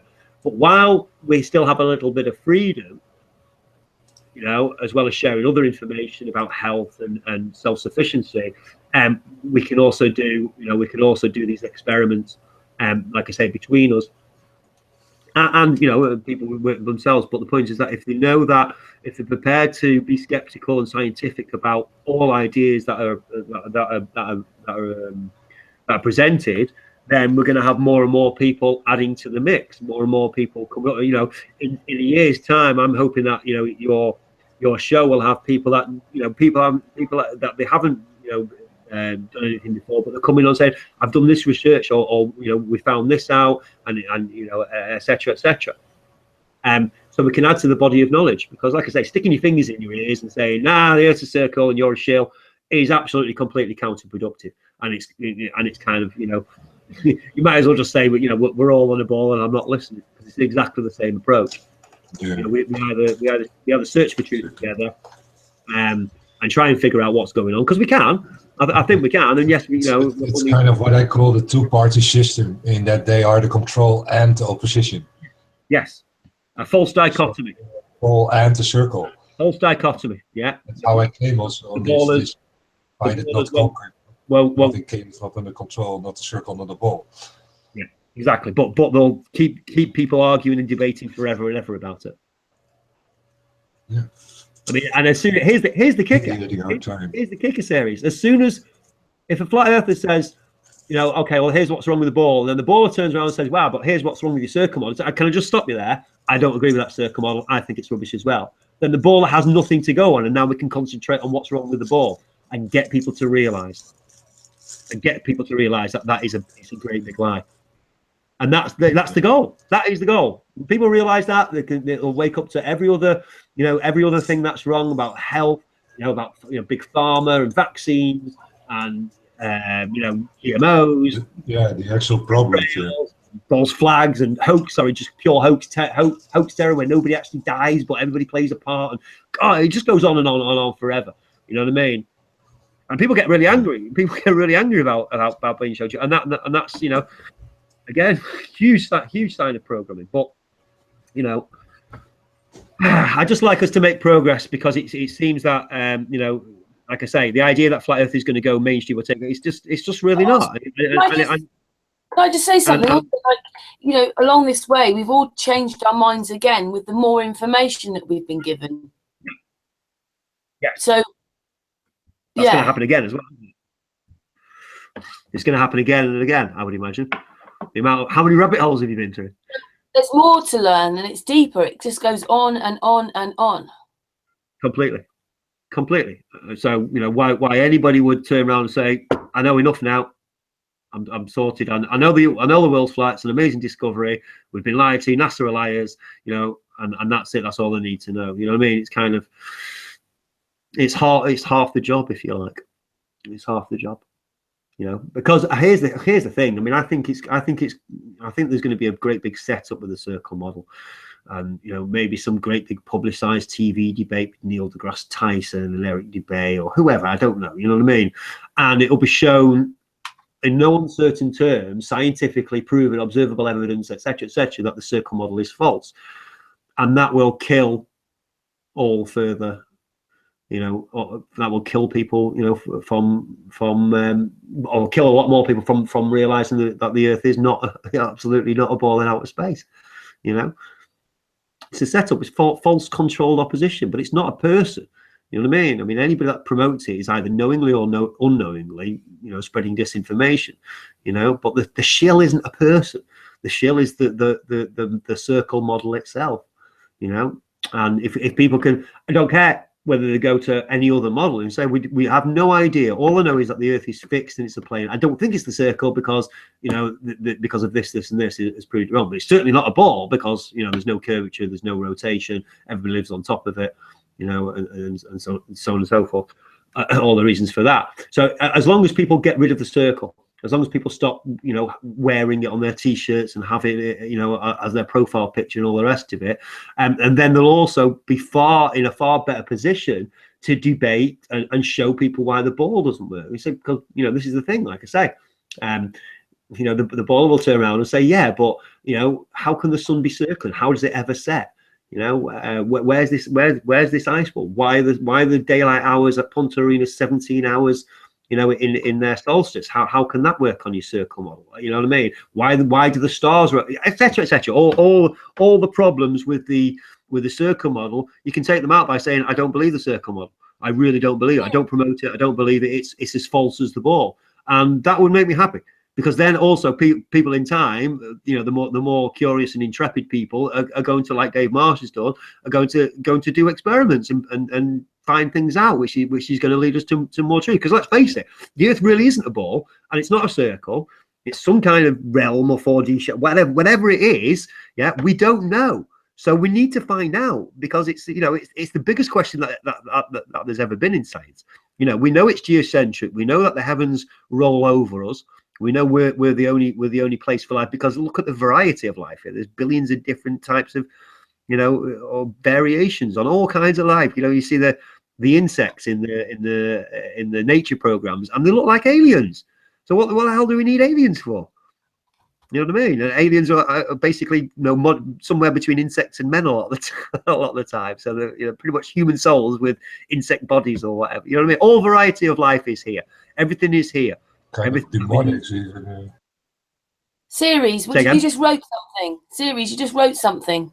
Santos is coming. Yeah, I called him and. Oh no, I have to go now. I'm gonna have to go. I mean, I can come back. You got to stay a little bit now because he's coming on. Darren, you got to stay a little bit. He's coming on now. If he's coming on right now. Yeah, he's coming now. He's coming on so far now. Well, I can hold on. It's been a great discussion. I've got to say, and you know, I want to thank you for inviting me on and allowing me to talk and speak my mind. You know, and hopefully the important points that, you know, that I wanted to make have got across to anybody listening. You know, about obviously A, being open-minded, and B, you know, obviously getting rid of the circle model, not promoting it, not using it in any way, and then that takes the ammunition out of ballers' hands. It absolutely removes it. Yeah, what they're going to do then? Well, yeah, but you know, but the Earth isn't moving. It's quite clearly not moving. You know, are your senses, etc., etc. It takes the grenade out of their hands. It puts the pin back in. If people stop believing it, stop promoting it. But obviously, I'm not saying do that just because I said so. I'm saying go have a look for yourself. Realize why you do it. Yeah. Realize why you do it. Yes. Sticking the pin in back. Let me just say that Santos has joined the hangout now. Hello, Santos. Hey guys, how you going there? Hello, Santos. All right, Santos, nice to meet you. Santos, Darren, Santos. Yeah, pleased to meet you, Darren. Thank you. Thanks for that. I really appreciate that. Yeah, I saw a couple of your vids, and I said to Karen, do you know this guy? And, you know, if he's on, I'd like to just sit in and have a listen. So thanks. Yeah, so have you guys just started now, have you? No, we were already online for a few hours.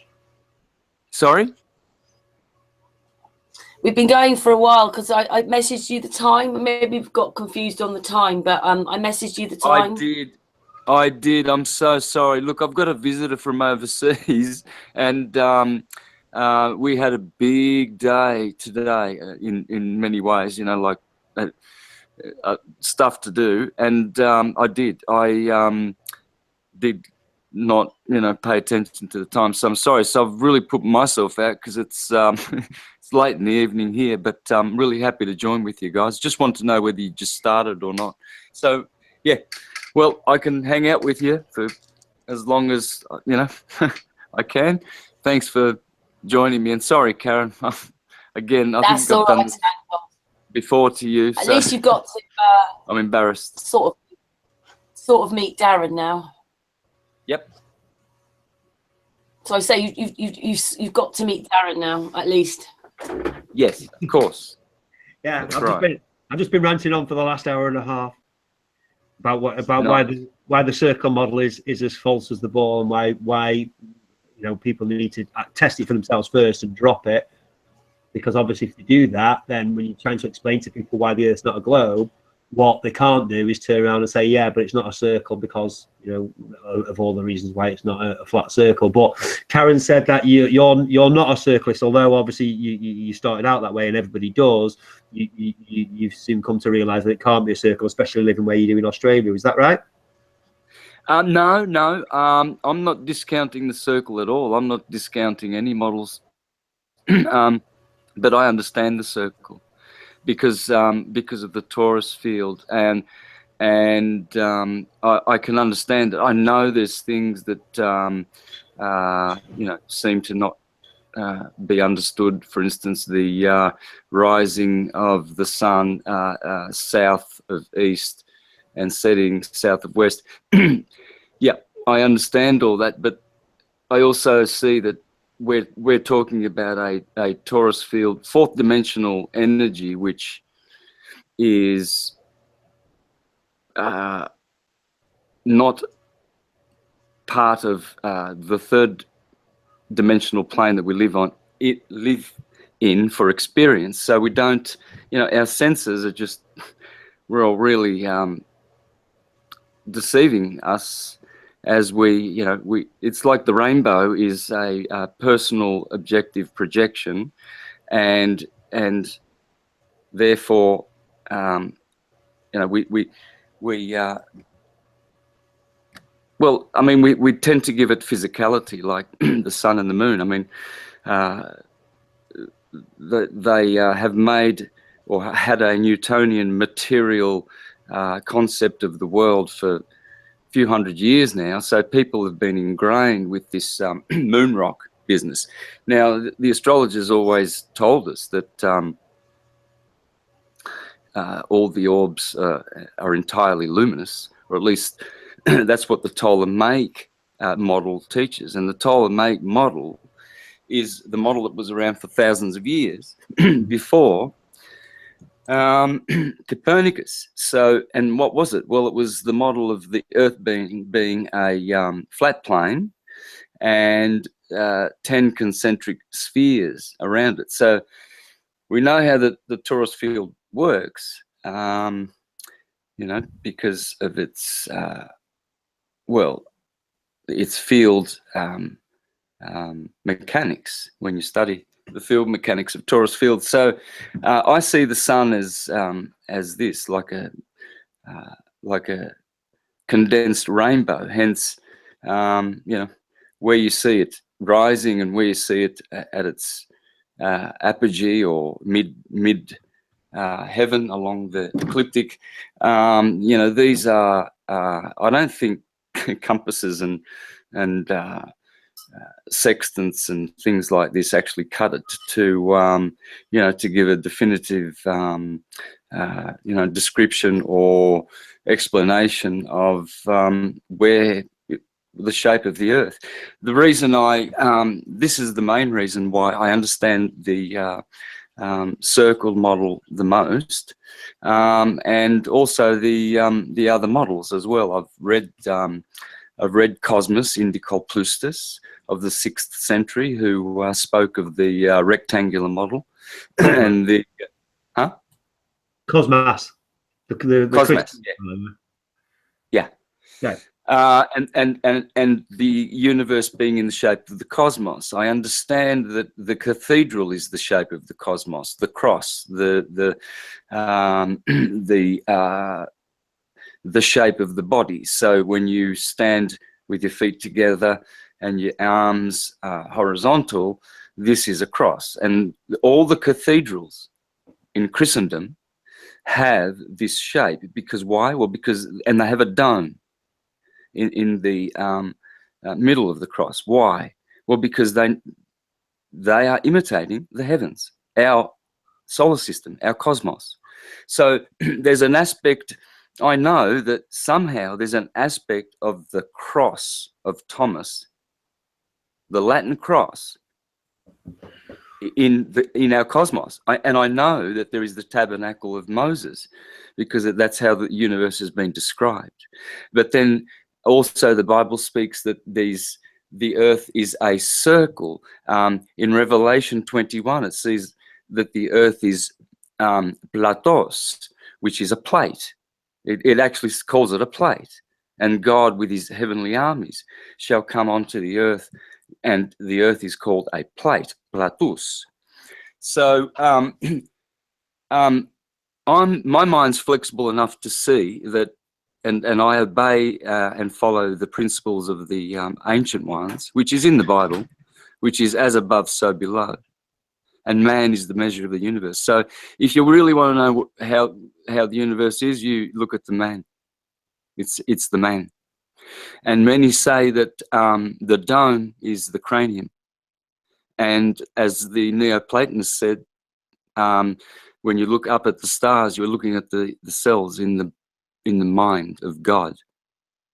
Because God, the material part of God, is essentially what we call Jehovah. Others call it, well, Allah or whatever. But of course, we know that God is transcendental. It has to be. And this is where the materialists and the spiritualists are separated, because the materialists, a la Copernicus, Galilei, Newton, Einstein, they and Darwin originate the universe from matter, and then it acquires substances of transcendence, such as consciousness and awareness and all of this baloney. Whereas they deny God because they can't see the causes. And the causes of all things are in counter space, where God is. And what's God?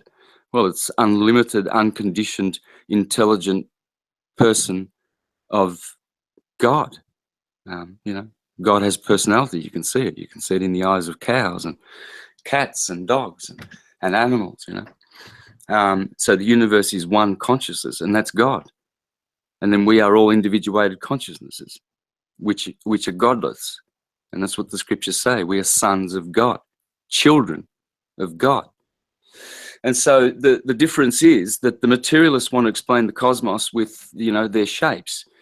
And, that's, you have to, because, there are shapes in the universe. But for me, the toroidal shape must be there. It's there. It's the main component. That's how the torus field works. How the rectangle or the square fits in it, because also many cosmologies have a circle in the square. Okay, so we know that the universe is composed of spheres and cubes. That's it. Spheres and cubes. Spheres are condensing and accumulating matter, and cubes are in counter space. And so, because humans can't understand counter space, where everything comes from, they don't attribute any glory to God for the creation. Yeah, that's true. And so, and God's creation is his handiwork, as it says in Psalms, I think it's 18, where it says, the firmament is declaring the handiwork of the Creator. 19 months. And so, and so all of this firmament and sun and all of this business up there, these are archangels. The sun is known to be in the Jewish system and the Christian system as the Archangel Michael. These are archangel beings. It really isn't. It might be in Kabbalism, maybe, not in Christianity or Torah Judaism. Oh, yes, it is. Oh, yes, it is. Absolutely, it is. In all systems, it is Michael the Archangel. In all systems, I know all systems. That it's absolutely the truth. That it is an archangel. I'm not saying whether it's true or not. I'm just saying that in Christianity and Judaism, that's not what they believe. I don't know where. Yes, it is. Absolutely. The sun is the archangel Michael, period. It's the archangel Michael. Jupiter is Uriel. What is that? Saturn is, sorry? Can you name any Christian pastor who says that, or a Christian preacher who says that? Oh, just check my presentations, man. In my presentations, I've exposed all of this beautiful wisdom. And syncretism is just that. Christianity is Islam, is Buddhism, is Hinduism, and I've proven it. There's no argument against this. Syncretism proves that there is one religion. In all religions, for sure. Sorry? There's definitely a common thread running through all religions. There is only a common thread. It's only the stupidity of the humans who choose to separate God's beautiful wisdom in his holy works, and who pretend that Christianity is, or any Christian church is superior to any Buddhist or any Hindu. They're all, Buddha is Christ. Just because they call him Buddha, it doesn't mean that they do not worship Jesus. They're all worshippers of Jesus. There is only Jesus. The universe is all Jesus, because Jesus describes the soul of the universe. So there is only Jesus. The spirit of the universe is described as Christ. Christ Jesus, spirit and soul, which manifests in your mind and in your heart. And so in one language, you will call a car, like in Italian, you would call it macchina. In Spain, you call it coche. In France, voiture. But it's all car. It's all car. And there's only one religion. I've proven it. And you really, really need to, I'm not saying you, brother, because I respect you and you've got a really good open mind. I'm saying you as to everyone, the world. We really need to accept that there is only one Jesus, but not that it's the Jesus of our Jesus version Jesus. That Buddha is Jesus. It's a tradition that has developed in all the beautiful nations, that there is only one teaching. And when you look at the archetypes, when you look at Krishna, for instance, Krishna did exactly, not some things, everything. Every single thing you read in Bhagavad Gita about Krishna is exactly the same thing as you read in all the four Gospels, Matthew, Mark, Luke, and John. And I mean everything. How do I know? Because I've read them. There's no difference. Krishna sacrificed himself for all humanity. Yes, because it's not a literal. It's not literal. There's no literal fact in the Bible. There's only truth in the Bible. Krishna sacrificed himself too, yes, on a cross. Right. Crucified on a cross. Yes. Buddha did. They all did, because there's only one Christ.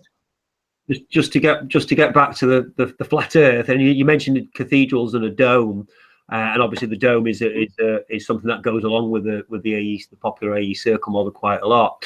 And one of the big problems for me, and something that's relevant for you, obviously living in Australia, is basically the two-poled motion of the stars. You know, there's one axle running along the prime meridian, some obviously above it, and there's a north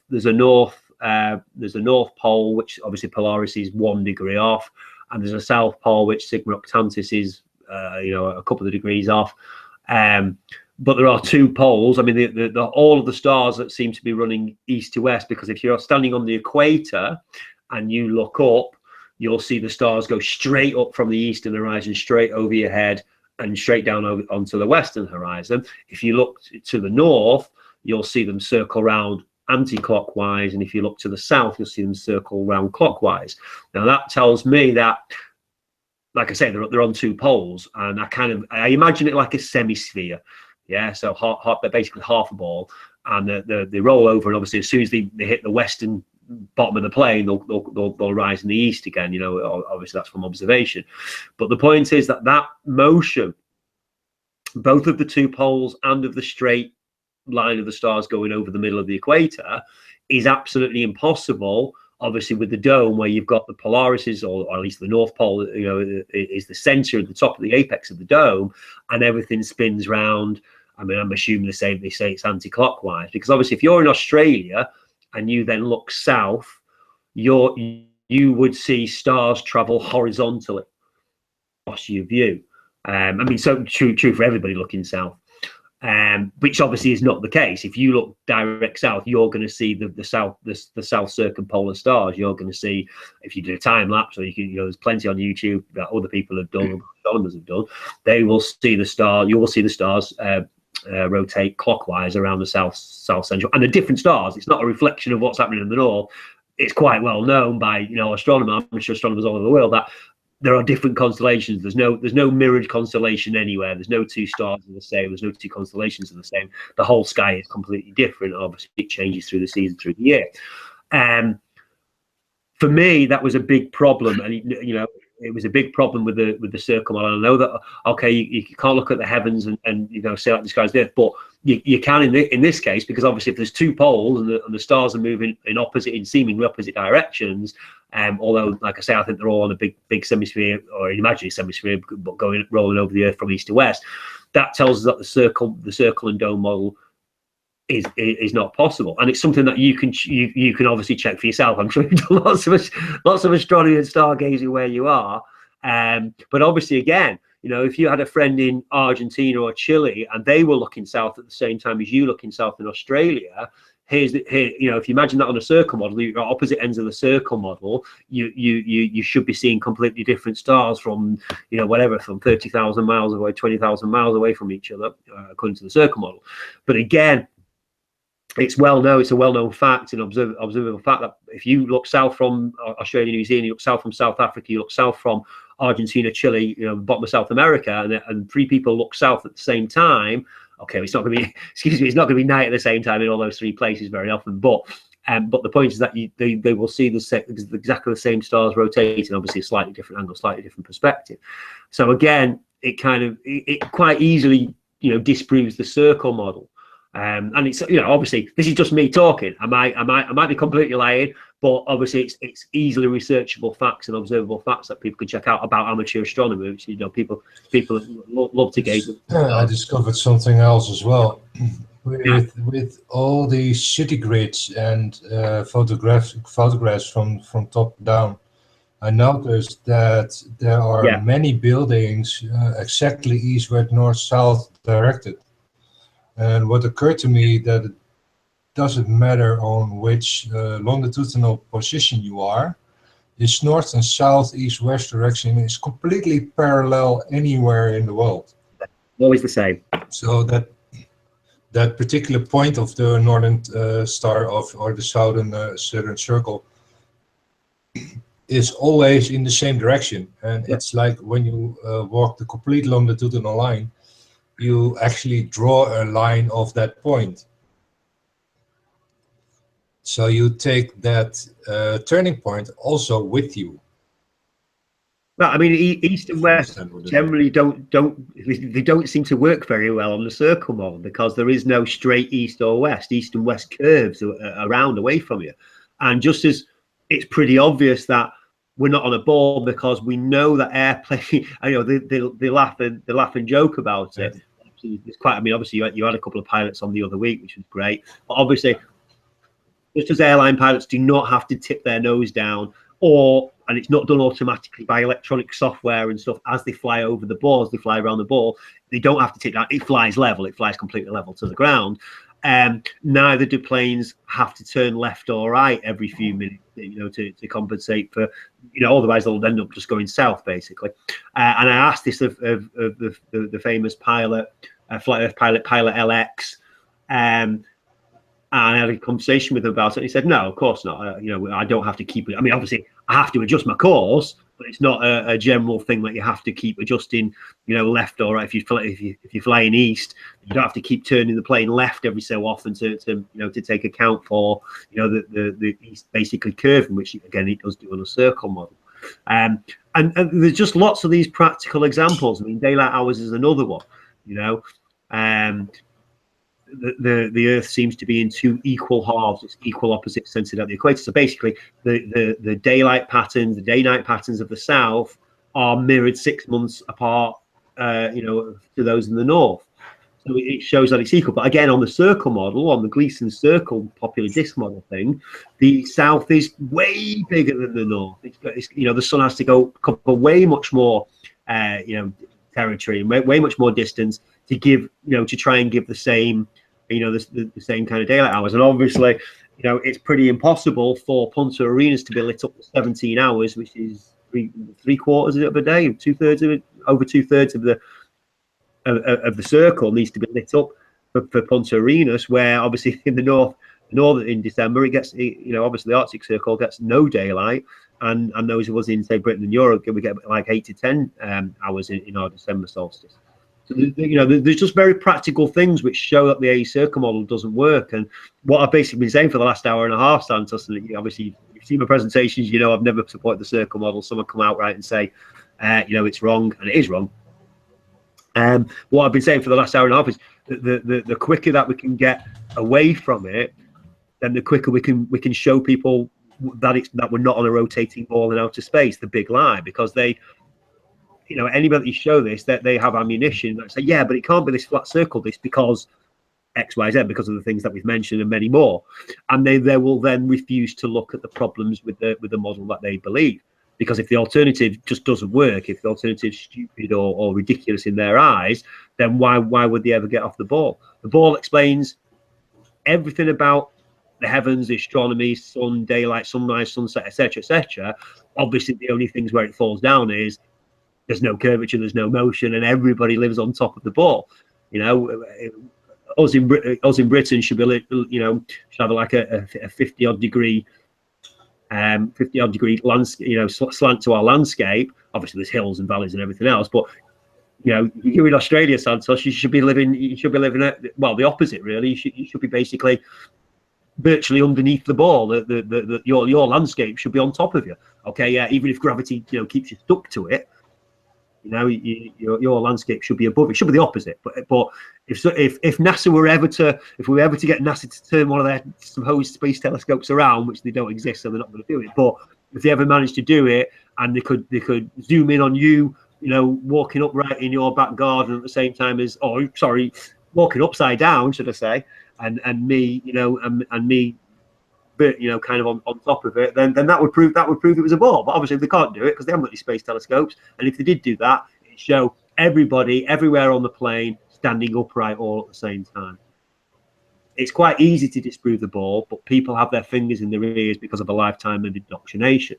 People are not listening. And why? Because the main alternative model that every single flat earth leader, lead voice, or big channel uses is provably wrong. So it shuts people's minds down straight away. I refuse to look at the flat earth. It's ridiculous because there's no ice wall. You know, planes don't turn left every 5 minutes. The stars, you know, show that it's not right, etc., etc., etc. You can go on and on with it. So, you know, really, I really wanted to speak to you and hope that, you know, you consider it and basically look into these things and see, you know, why a lot of flat earthers are now saying now that this circle model it doesn't work. And I don't care whether we move to another model or not. I mean, everybody's got different ideas about it, and that's fine. But as long as nobody, if we don't promote that circle model, if we don't use it or, you know, or talk about it or whatever, or basically if you say no, that doesn't work either, then it takes all their ammunition out. They have nothing to. Yeah, okay. Well, NASA might be liars, but you know, where's the edge of the earth or whatever? You know, we don't know that. We don't subscribe to any model other than that the land is flat and we're not moving and the heavens move above us. But apart from that, here's why the ball isn't. Here's why the ball doesn't work. Here's why the line about outer space. Because it's a big one. It's a great big one. I mean, 9/11's hard enough. you know, 9/11 and hoax terrorism and you know, vaccine and all the rest of it, that they're hard enough, you know, subjects to get people to realize, you know, they're being lied to about. But you now try to tell them that all of science, all of the media, all of government, all space agencies and rockets and all the rest of it, that, you know, it's all basically a big con to get us to believe in this vast outer space and universe, and allow them to, you know, introduce evolution, as we well know, the Big Bang and evolution, now quantum nonsense and all the rest of it. You know, it's like I say, it's a huge one for people to get over, and you know, we are in a spiritual war or a battle for people's minds. It's and it is important. Kind of de-Christing man. Yeah, if you like, yeah, it is. It's making us non-divinely made. It's making us, you know, what do we say? You know, random accident, random products of complete accident and chance, which is just.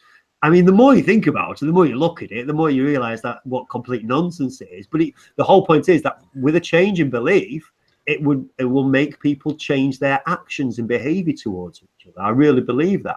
You know, forget about religions and this church and that and all the rest of it. If you know whoever he is, but God created the earth and it's the only thing in existence where light's the only one he created, and people say, well, if God's infinite in power, why didn't he create a billion? Why would he want to? Why would a wise God create a billion earths that he's got to look after? Why not just one and put all the life and all the variety here? I mean, it's, you know, it might, if you're in charge, it's a big enough headache all by itself, getting everything to, you know, all work together and what have you. So it's a very, I think, you know, Flat Earth brought me to the truth of that.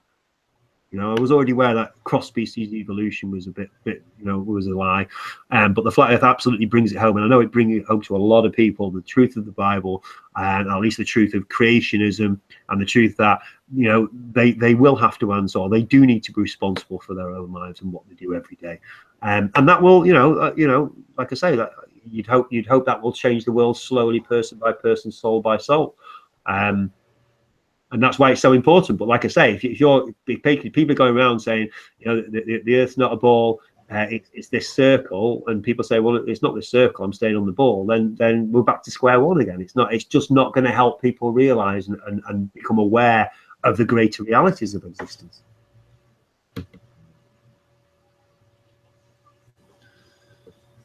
Yeah, well said.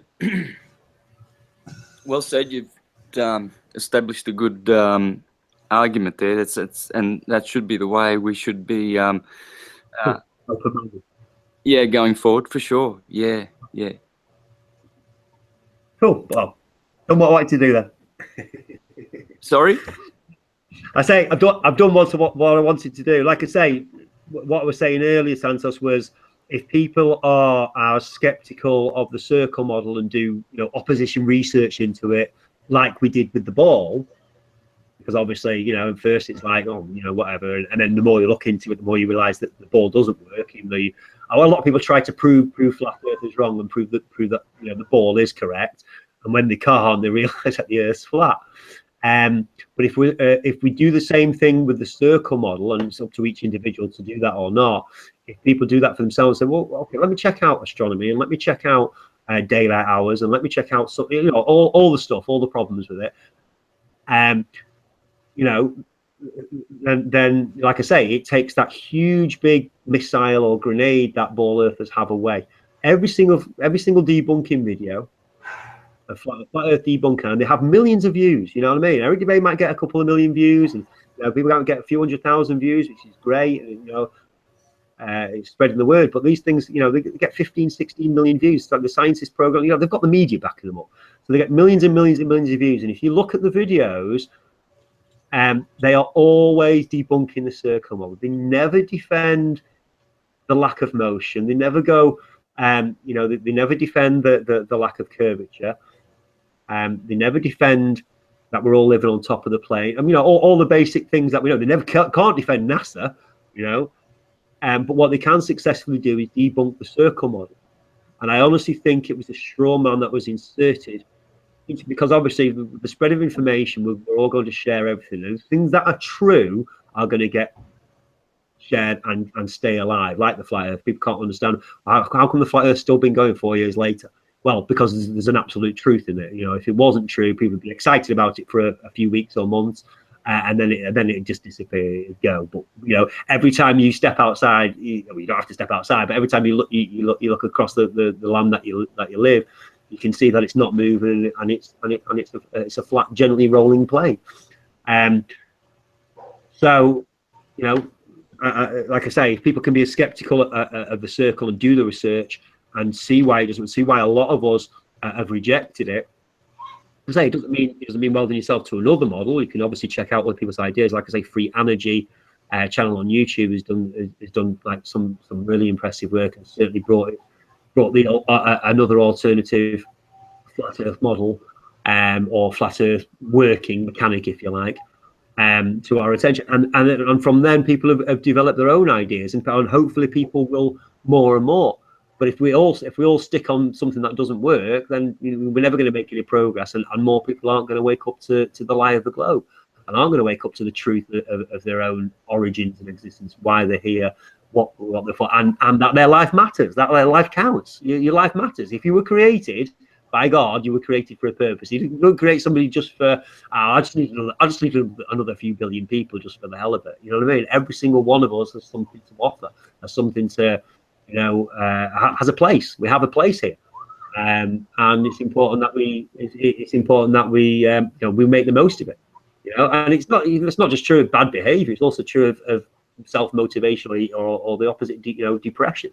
You know what I mean? If you know that God created you, then you know you get on with things. I really think it motivates people. But truth is vastly important. You know, what does it matter what model it is, as long as we don't flat? Well, as long as you're not promoting a false model, that's fine.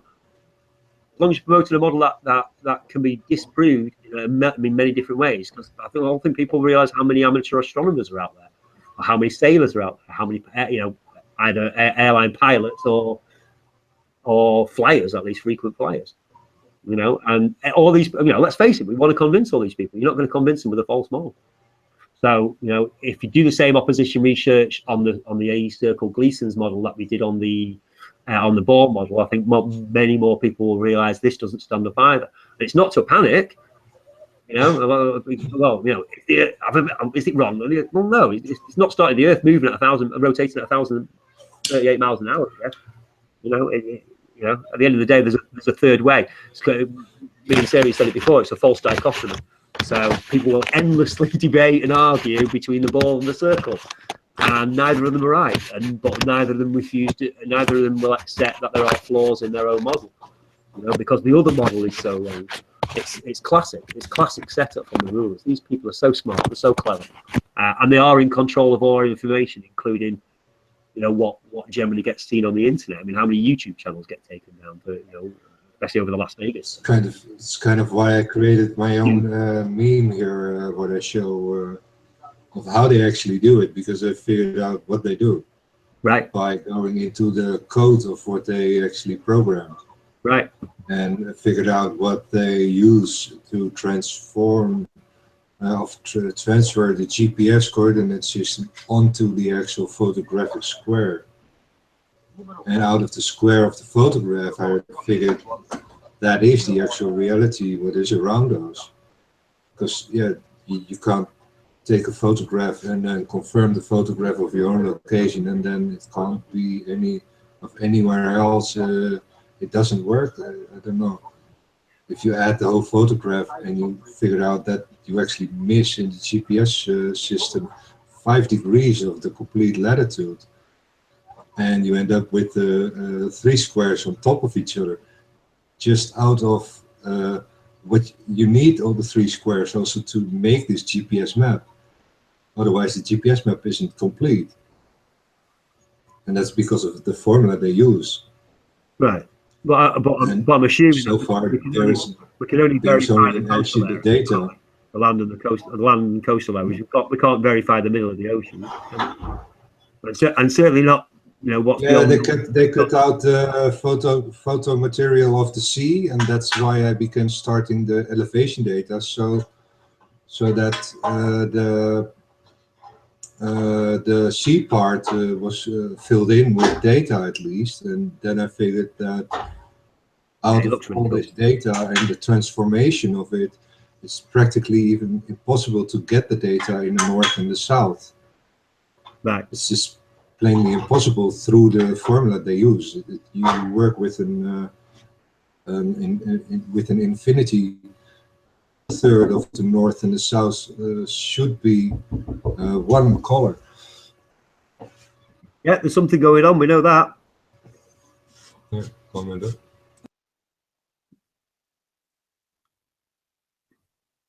Hello. I'm here. I was just muted because everybody was talking. Cool. So, I mean, what do you think about what I said, Santos? About Yeah, very well. basically Very good, brother. kitchen- Yes. have a look. Are you going to have a look into it? Into what? Which? Into the opposition research about the circle model, why it doesn't work. Oh, I You're gonna don't test it consider out? it as I don't consider it as opposition. I see it as avant-garde. I mean, they are exploring, you know, the universe as everyone else is. So, yeah, I've been exploring the transverse Mercator system, the ellipsoid system, the AE system, and you're showing a diamond shape. Is that correct? Yeah, the double pyramid one. I just got, you know, I was going to do a rectangular one initially, but for you know how you get intuition sometimes, or some things just come up on you, and you know, I'm sure you're well used to it, because I would imagine that you use intuition a lot for your work. And the pyramid just came up, and I was like, you know, and then it was about the pillars, because obviously a lot of people talk about the firmament, but not many people talk about the pillars. And as we know, you know, it makes very clear that there are pillars underneath supporting the earth, and we always see them little leggy Roman columns that kind of go around the outside. But then, well, you know, obviously, the pyramid shafts lining up with the tangents of the circle on sacred geometry was a big revelation for me. You know, because the pyramid shafts have not been explained by anybody. You know, people say, oh, you know, they're air ventilation shafts, but they're only 8 inches square, and they were blocked off. The Queen's ones were blocked off until like the 19th century, and then you know, that there are observatories for stars that they line up with certain stars again. Well, the whole pyramid was sealed for a couple of thousand years. It was never a tourist attraction. It was a monument that was there. I don't think people even knew. You know, people must have known about the King's Chamber shafts, because they do open out, well, at least to the casing stones. But the Queen's shafts are 30 feet short. So, you know, basically, I took the drawings and tried different. You know, it was only when I tried putting circles, because obviously the pyramid it's got pi and phi and all the mathematical things on it. So just trying, you know, I tried it with two great big circles, you know, and then 4, and then, you know, just trying different things out. And then when the tangents, you know, matched with the King's Chamber and then the Queen's Chamber shaft, it was like, whoa, this is really, I mean, it might just be, yes, that's what they were showing, the perfect geometry, that, you know, the pyramid builder was showing that. But again, you marry it up with the Bible, which says the earth has 4 corners. And you know, we're looking for a 4-cornered, you know, some kind of 4-cornered earth. So I just went with that. I mean, there's no absolute connection there.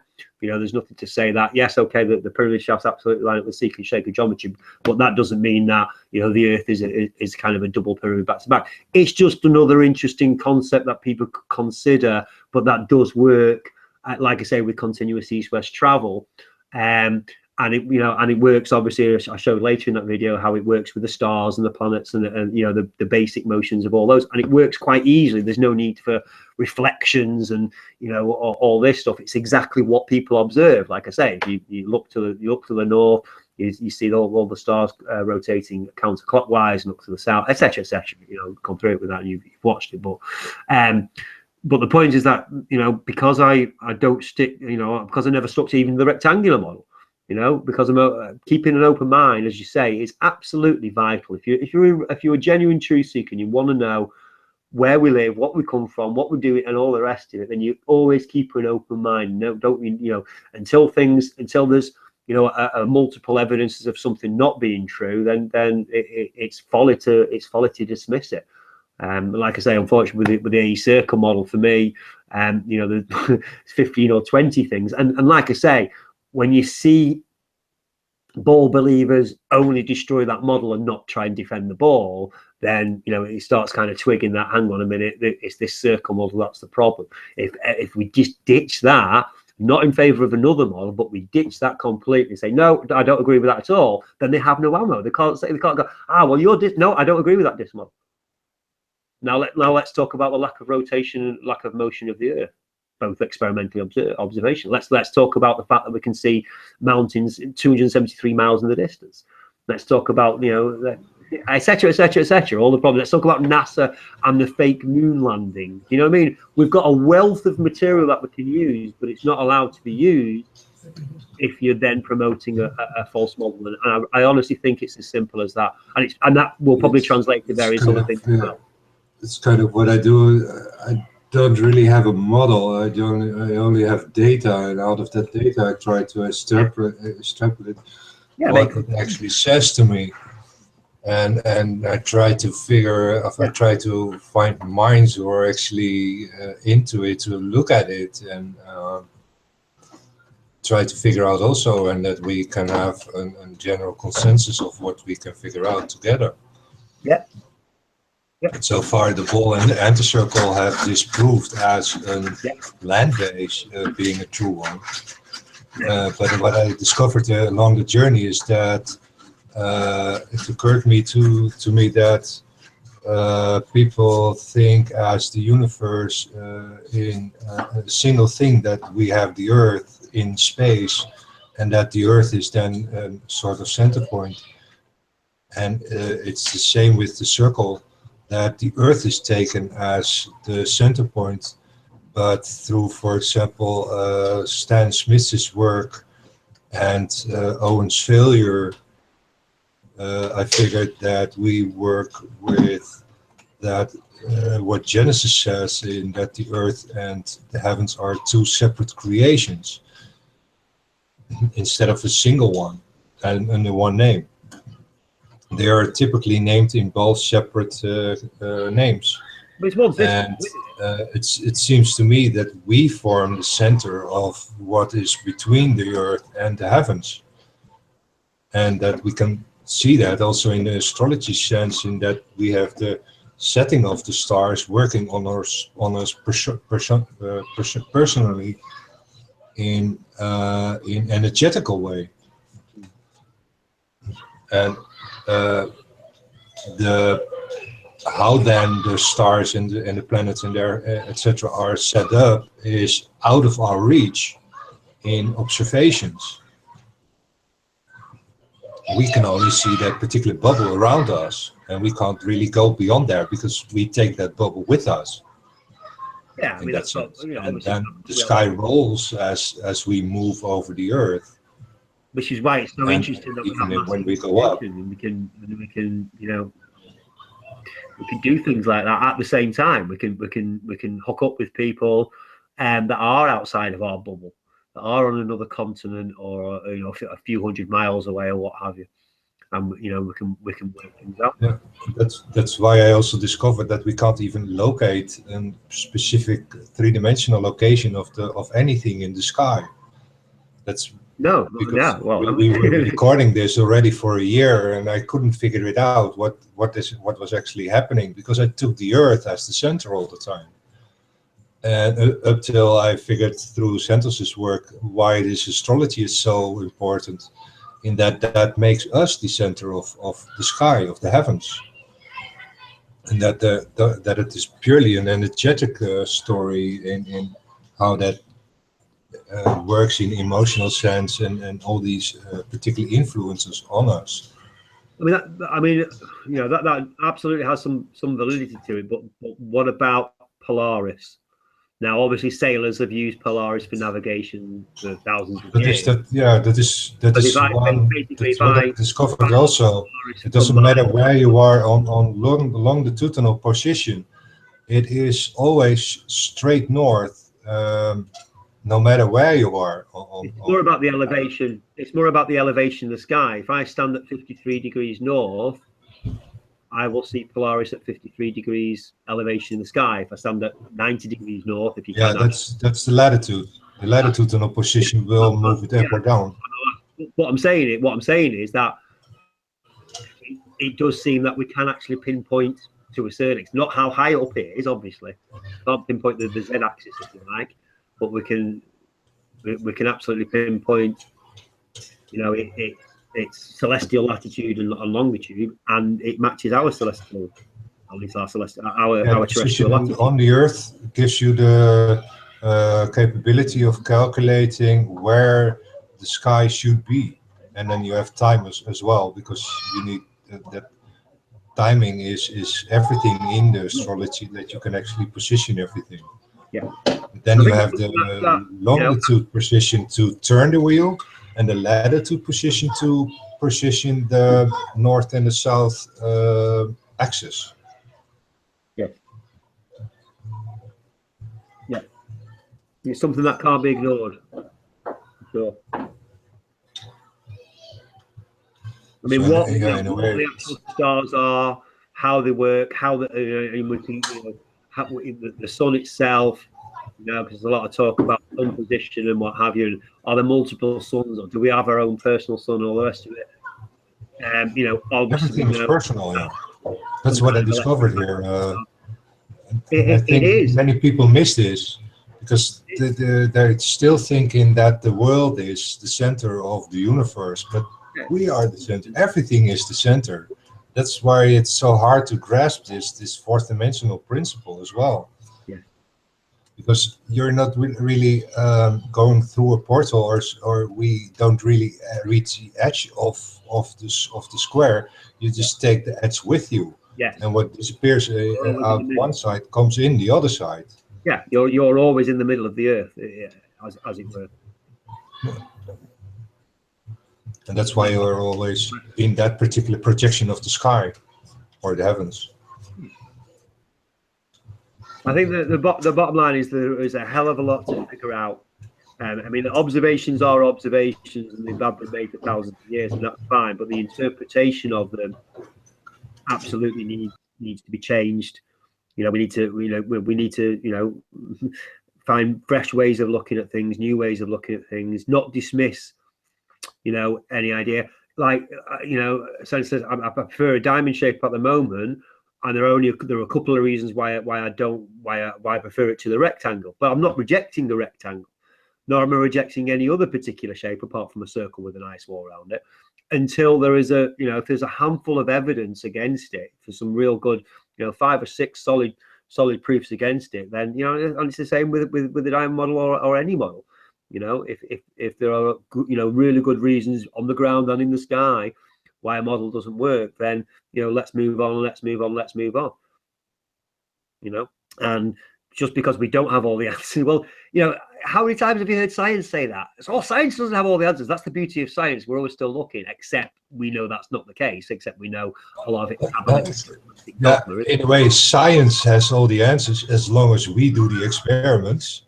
And not, yes, as long as it's observable on people, not theory, not mathematics. Experiment as an authority, what we have to believe again. The actual experiment we need to do ourselves to get an actual understanding of it. Yeah, I guess that's where we confuse it for test and measure. I think a sort of lazy thing that we let others decide it for us. What's going on there? Yeah, so my house is in a renovation, so I'm having all kinds of workers around me. Cool. I'm gonna have to shoot off shortly. I don't know if Santos, have you got anything else have you got anything else you want to mention? No, not really, brother.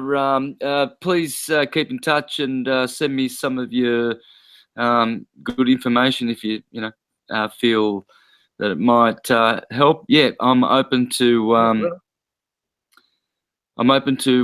all by email or message, or you do Skype? I prefer Skype. You do Skype. Yeah, great, brother. Thank you very much, and thanks for wanting me to do the hangout with you. I'm really sorry, man. I'm just totally embarrassed, but I've got guests, and I've been. If you Let's do it again. know my schedule, yeah, I'll just very busy. So I got distracted. Big day out today, doing a lot of shopping and stuff like that. So, thanks, brother. Yeah, great to meet. I'll put my Skype address is in the little group chat there. Yeah. So if you've seen it, Series has got a hat. or- That hat. it's a very nice hat. Hey, it's not a circle dome, is it? There's his Sorry, hat. I had to make that joke. Karen and Series and Patricia, I want to thank you for having me on. It's been nice and cathartic. I think come back for a flat earth hug. yeah, big group hug. Yes. I think I got the point across. Hopefully, you know, I just hope everybody can grow up and be professional and more scientific, and admit and humble that we don't know the answers. We don't have the answers. You know, the circle model certainly isn't it. I don't go around saying the pyramid model is it or the diamond model is it. Here's another idea. Here's another concept for people to consider. You know, and we should always remain open-minded. If you're a real truth seeker, which I don't know many people who say no. Actually, there are a lot of people who say I don't care. I've still got to go to work tomorrow, so I don't care what shape the earth is. I don't care whether there's a God or not, and so on and so forth. But I do, and I know a lot of other people do. So you know, it's important. I think it's important to remain open-minded. Have a wonderful day, everybody. Yeah, one more flat hug. Thank you for coming on, and see you soon, Darren. You will. Take care. Thank you. Bye, Bye-bye. Darren. Bye, Santos. Yep. Hey, sorry, Karen. Well, you got to talk to him a little bit, Santos. Yeah, I'm so sorry, sister. I'll make it up to you and everyone that was. And then. Excuse me. Yeah, next time I will call you with sooner. I saw the message wasn't never read, so I decided to call you right up because I saw you online. I'm completely distracted. Series, you have to mute. We can hear them sandpaper. Oh, we've lost Patricia now. Hey, Yeah. Hey, Karen. Yeah, look, I'll talk to you on Facebook too. So tell you what's been going on and stuff. So I've got some things to share with you as well. But I have to go now because So I have to come back and give you a hug because I love course. you. Can't leave without a hug. Just got to wait for you to come back. I know. Yeah. It takes a little bit longer. Thank you for joining because I know that you said that you were having a really busy time as well. Oh. Yeah, we're we're doing a lot of building and we've got to go out and get materials and shopping. And today we had to get all these materials and things and everybody's pretty frantic on the property till we get that done. There's no rest. So I got a lot on and visitors. I've got visitors and entertaining guests. So yeah, busy. Jesus. And I put too much stuff on my plate, hence I forget things like this. Anyway, we'll see you soon then. Take care, Yay! beautiful. Big love, big love. Hey, thank you, Santos. See you all later. Thank you. Well, now our guests have gone. I'm not sure if Series looks like a jockey. You look like a jockey sitting there with those things on your ears, Series. Series has just finished making that hat, haven't you, Series?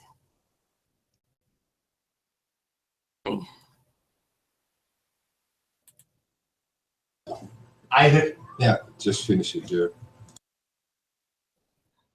Okay, then. On that note, And I still need a little plushy ball here on top.